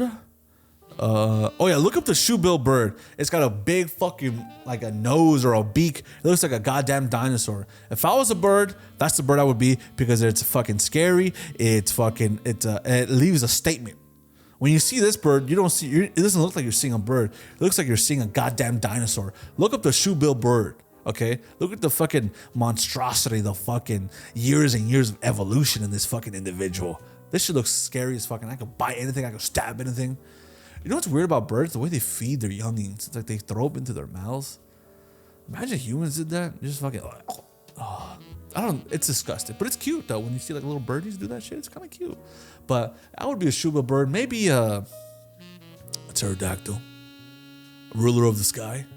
Some of the birds I see at the beach, they look like pterodactyls, man. You ever see a bird and you're just like, whoa. You ever see the birds at the beach and they're just kind of like you're there with your food. Everybody's lying down with their tents and their food, and then you see birds just hovering like above. Like they're not really moving. They're just kind of going like, whoa. And then they just go down and they start eating your fucking foods. Birds are funny, man. Birds are fucking funny, especially at the beach. Next time you go to the beach, look around and see what the birds are doing when they're just kind of like hovering. They look fucking stoned and shit, man. And that's okay. I love birds, man. But thank you for your question. I think that might have been a stupid answer, but listen, this is all top of the dome. Top of the dome, homie. And I think this might be my last one. Holy shit. Oh, wait. Someone said, Chris is funny. Favorite music artist right now. Okay, my favorite music artist right now. Listen, I don't know if I have a favorite one. I don't want to say the Beatles or Pearl Jam. I've been listening to a lot of Aretha Franklin recently, which I usually go in phases. I listen to a lot more Nina Simone, System of a Down, some gospel. My favorite artist right now, I can't really tell you because I love certain artists, but then I love like a bunch of songs from a bunch of artists. Like I have a playlist. It's just a bunch of songs where like some of the artists I've never even heard of. I just heard these songs and these are the songs that I know. Like I just have a playlist of just songs. But I'll say this, recently I've listened to a lot more Oasis. And dude, I never thought shout out to Alfred Robles. He showed me Oasis. We were going to San Diego and then we were both being like, he was showing me the song Champagne Supernova. And then we were both in the car cruising, just singing, someday you will find me caught beneath the landslide in the Champagne Supernova. Champagne supernova in the sky. Slowly you will find me. Dude, we were singing that song cruising down San Diego. Oh, good times, bro. Good fucking times. See, the power of fucking music. They're not just songs. They're like a time machine. They're just like old friends. You get reminded of a specific moment in time where you were because of these songs. I fucking love music, man. Last but not least, the Gazelle 21 asking, which movie made you love cinematography? Dude, you know, it's hard to answer that question because growing up, I saw a lot of comedy movies. Those are my favorite movies, and those weren't really like movies known for cinematography. It was a lot of Will Ferrell movies. The Departed was one of the first movies I remember watching that was like amazing. Saving Private Ryan, I remember watching those movies when I was very, very young. Watching those gritty war movies with my brothers, and it just felt so goddamn real. And a lot of that had to do with like the coloring. Obviously like the style of the way it was shot, all handheld, Saving Private Ryan. It just felt so gritty. It felt so real. And there was a lot of compartments that go into making a movie like that. But those like the earliest memories of me like being, what is this? And as I got older, I realized, oh shit, there's a camera guy, there's a department for camera, there's a different departments within the camera department, there's different jobs, there's a cinematographer, director of photography, they do this, they do that. And I've just watched more movies, and then I've met a lot of cinematographers, and there's so many like Euphoria's of recently. Fucking Longlegs is a movie recently that I was like, the cinematography is beautiful. Hereditary, fucking Midsommar, fucking dude, there's so many movies on Netflix. Like even like the straight to DVD movies have great cinematography. So much good shit out there. A lot of the Scorsese movies have amazing cinematography. What's one that stood out recently? Longlegs is one that stood out really recently. It was fucking beautiful. It's scary. It's fucking intense. The way fucking the color in that movie, the atmosphere they create. Fucking Nicolas Cage in that movie. It's fucking incredible. I love in the flashback they had like this film like border. What's the one with Jason Long? It's called Barbarian. Barbarian is one where like they change the aspect ratio when it goes back to 1950 to show like this creepy old man that lives underneath the house. And then dude, my favorite movie, one of my favorite movies is called Children of Men. This guy called Manuel Lubezki, El Chivo. That guy is fucking incredible, man. And there's a cinematographer named Rena Yang. There's a lot of great handheld stuff, fucking beautiful. There's just so many people that are so good, and it just makes me feel like shit because I'm like, I'll never be that good. But the point is to try to be that good. Sometimes I'm like, I'm so far along. And yeah, dude. Jesus Christ. Well, dude. I don't know what to say. That was a lot of questions. I feel like I answered all of them. You know? And yeah, I did. I think, yeah. I answered all of them. I just want to say thank you guys. Thank you guys for showing love, for showing support. I understand this one was just me. You know, I'm not expecting most people to watch. I don't know if it might be boring just hearing one person talk without the dynamic of me and Melvin. But anybody who watches all the shows, I fucking love you guys.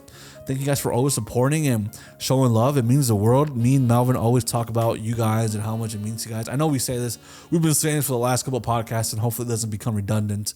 But it really means a lot to us that you guys continue to show support, comment, and like, and do all these things, and hit us up on Instagram. On Instagram, I will say we're not the best at replying. I think we get like social anxiety, or just even from my own personal Instagram, I get like, I don't know what to say. But we will get to those messages. If you ever DM us and are like, oh, what the fuck, didn't reply? We just get shy, baby. We just get a little shy and nervous, and then that's the way we are, baby. We're trying to be better, but we're just a little shy and nervous, and there's nothing wrong with that. If anything, it's fucking cute as fuck. And we're being transparent and honest. We just want to thank you guys so much, man. And fuck, I don't know what to say, man. I asked this question. I kind of feel like I want to keep talking, but I don't want to bore you guys or anything. I guess I'll just end it here, man. Cheers, man. Cheers to you guys. And let me take a sip. I was supposed to, I'm kind of glad I didn't drink this because, like I said, I just started boxing like a month ago. And I've been eating good. I've been running. I've been doing some good things. I've been fucking counting my calories. I've been weighing my food. All this psychotic shit. But I've been seeing a difference, and just in the weight wise, with the boxing skill, it's like I gotta remember that I'm a newbie, that I suck. I'm starting from scratch. So sometimes I'm like, oh, I suck, and it's like, yeah, of course, bro. You just started.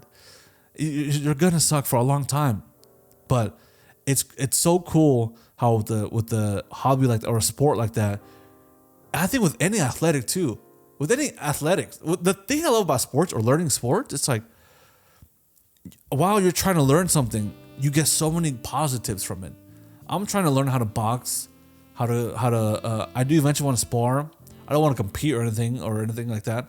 But while I suck and I'm trying to learn how to box, I get this crazy workout that afterwards I feel so good. I feel so proud of myself.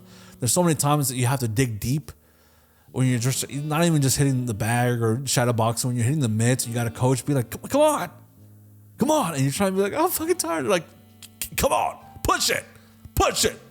You just got to keep going. You got to dig deep in your mind and be like, bro, fucking stop being a bitch.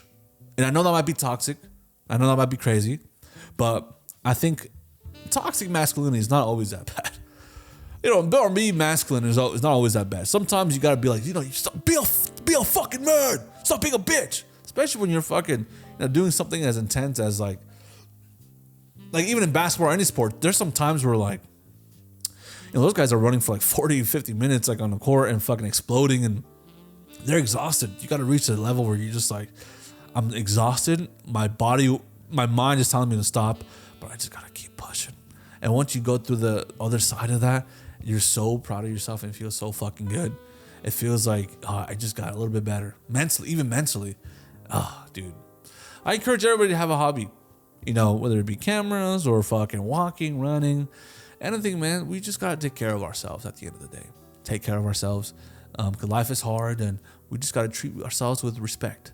Treat others the way we'd want to be treated. Treat ourselves the way you would treat like your daughter or someone you really care about.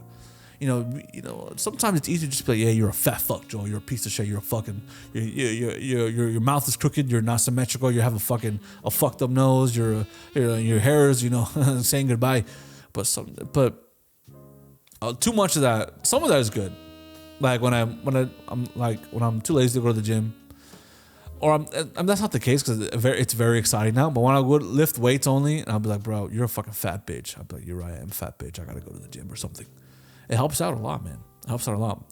And is it healthy? No, but does it help? Yes. Does it hurt? Yes. Does it make me want to cry? Yes. But it's okay, man. Listen, thank you guys for listening.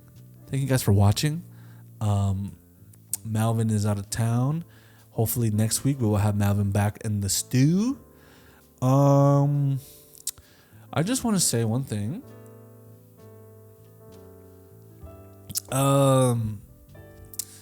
I don't want to put anyone's business out there, but I just want to say, if you got to this point,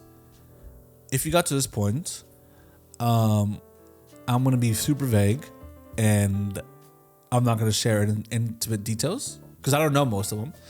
But I just want to say, if you could, Primos, maybe we can show Melvin some love, not because he doesn't feel it or he doesn't, he doesn't appreciate it, but just send him some love. He might be needing it. Send him some love, support. Tell him we love him. Tell him we appreciate him. Not saying that just because he doesn't, like I said, he doesn't like, oh, these foods don't fuck with me or they don't care about me. Nah, hell no, not like that. I'm just saying that. Man, if you want, because I love the guy, and let's just show him love. Let's just make sure he's doing okay. Let's just make sure he's we remind him that we love him, that we're here for him, that he's got a community that we're building, and it's not that we're there for him if he's going through a good time, a great time, or bad time, or anything. Just remind that we're there for him, that we love him, and just send him love, send him some extra strength, and that's all I'll say. I love the guy, and he's one of my best friends. He's like a brother, and you guys are my brothers and primos and primas, and I love you guys, and thank you guys for supporting. Sorry if it's a little bit long episode. I love doing the Q&A stuff. I always love doing the Q&As, and I think our plan is always to do it every 15 episodes or so. But if you like the Q&As, always feel free to fucking leave a comment and let us know that you like it. I love doing these, and I love doing these, and hopefully it wasn't too boring listening to me talk and shit.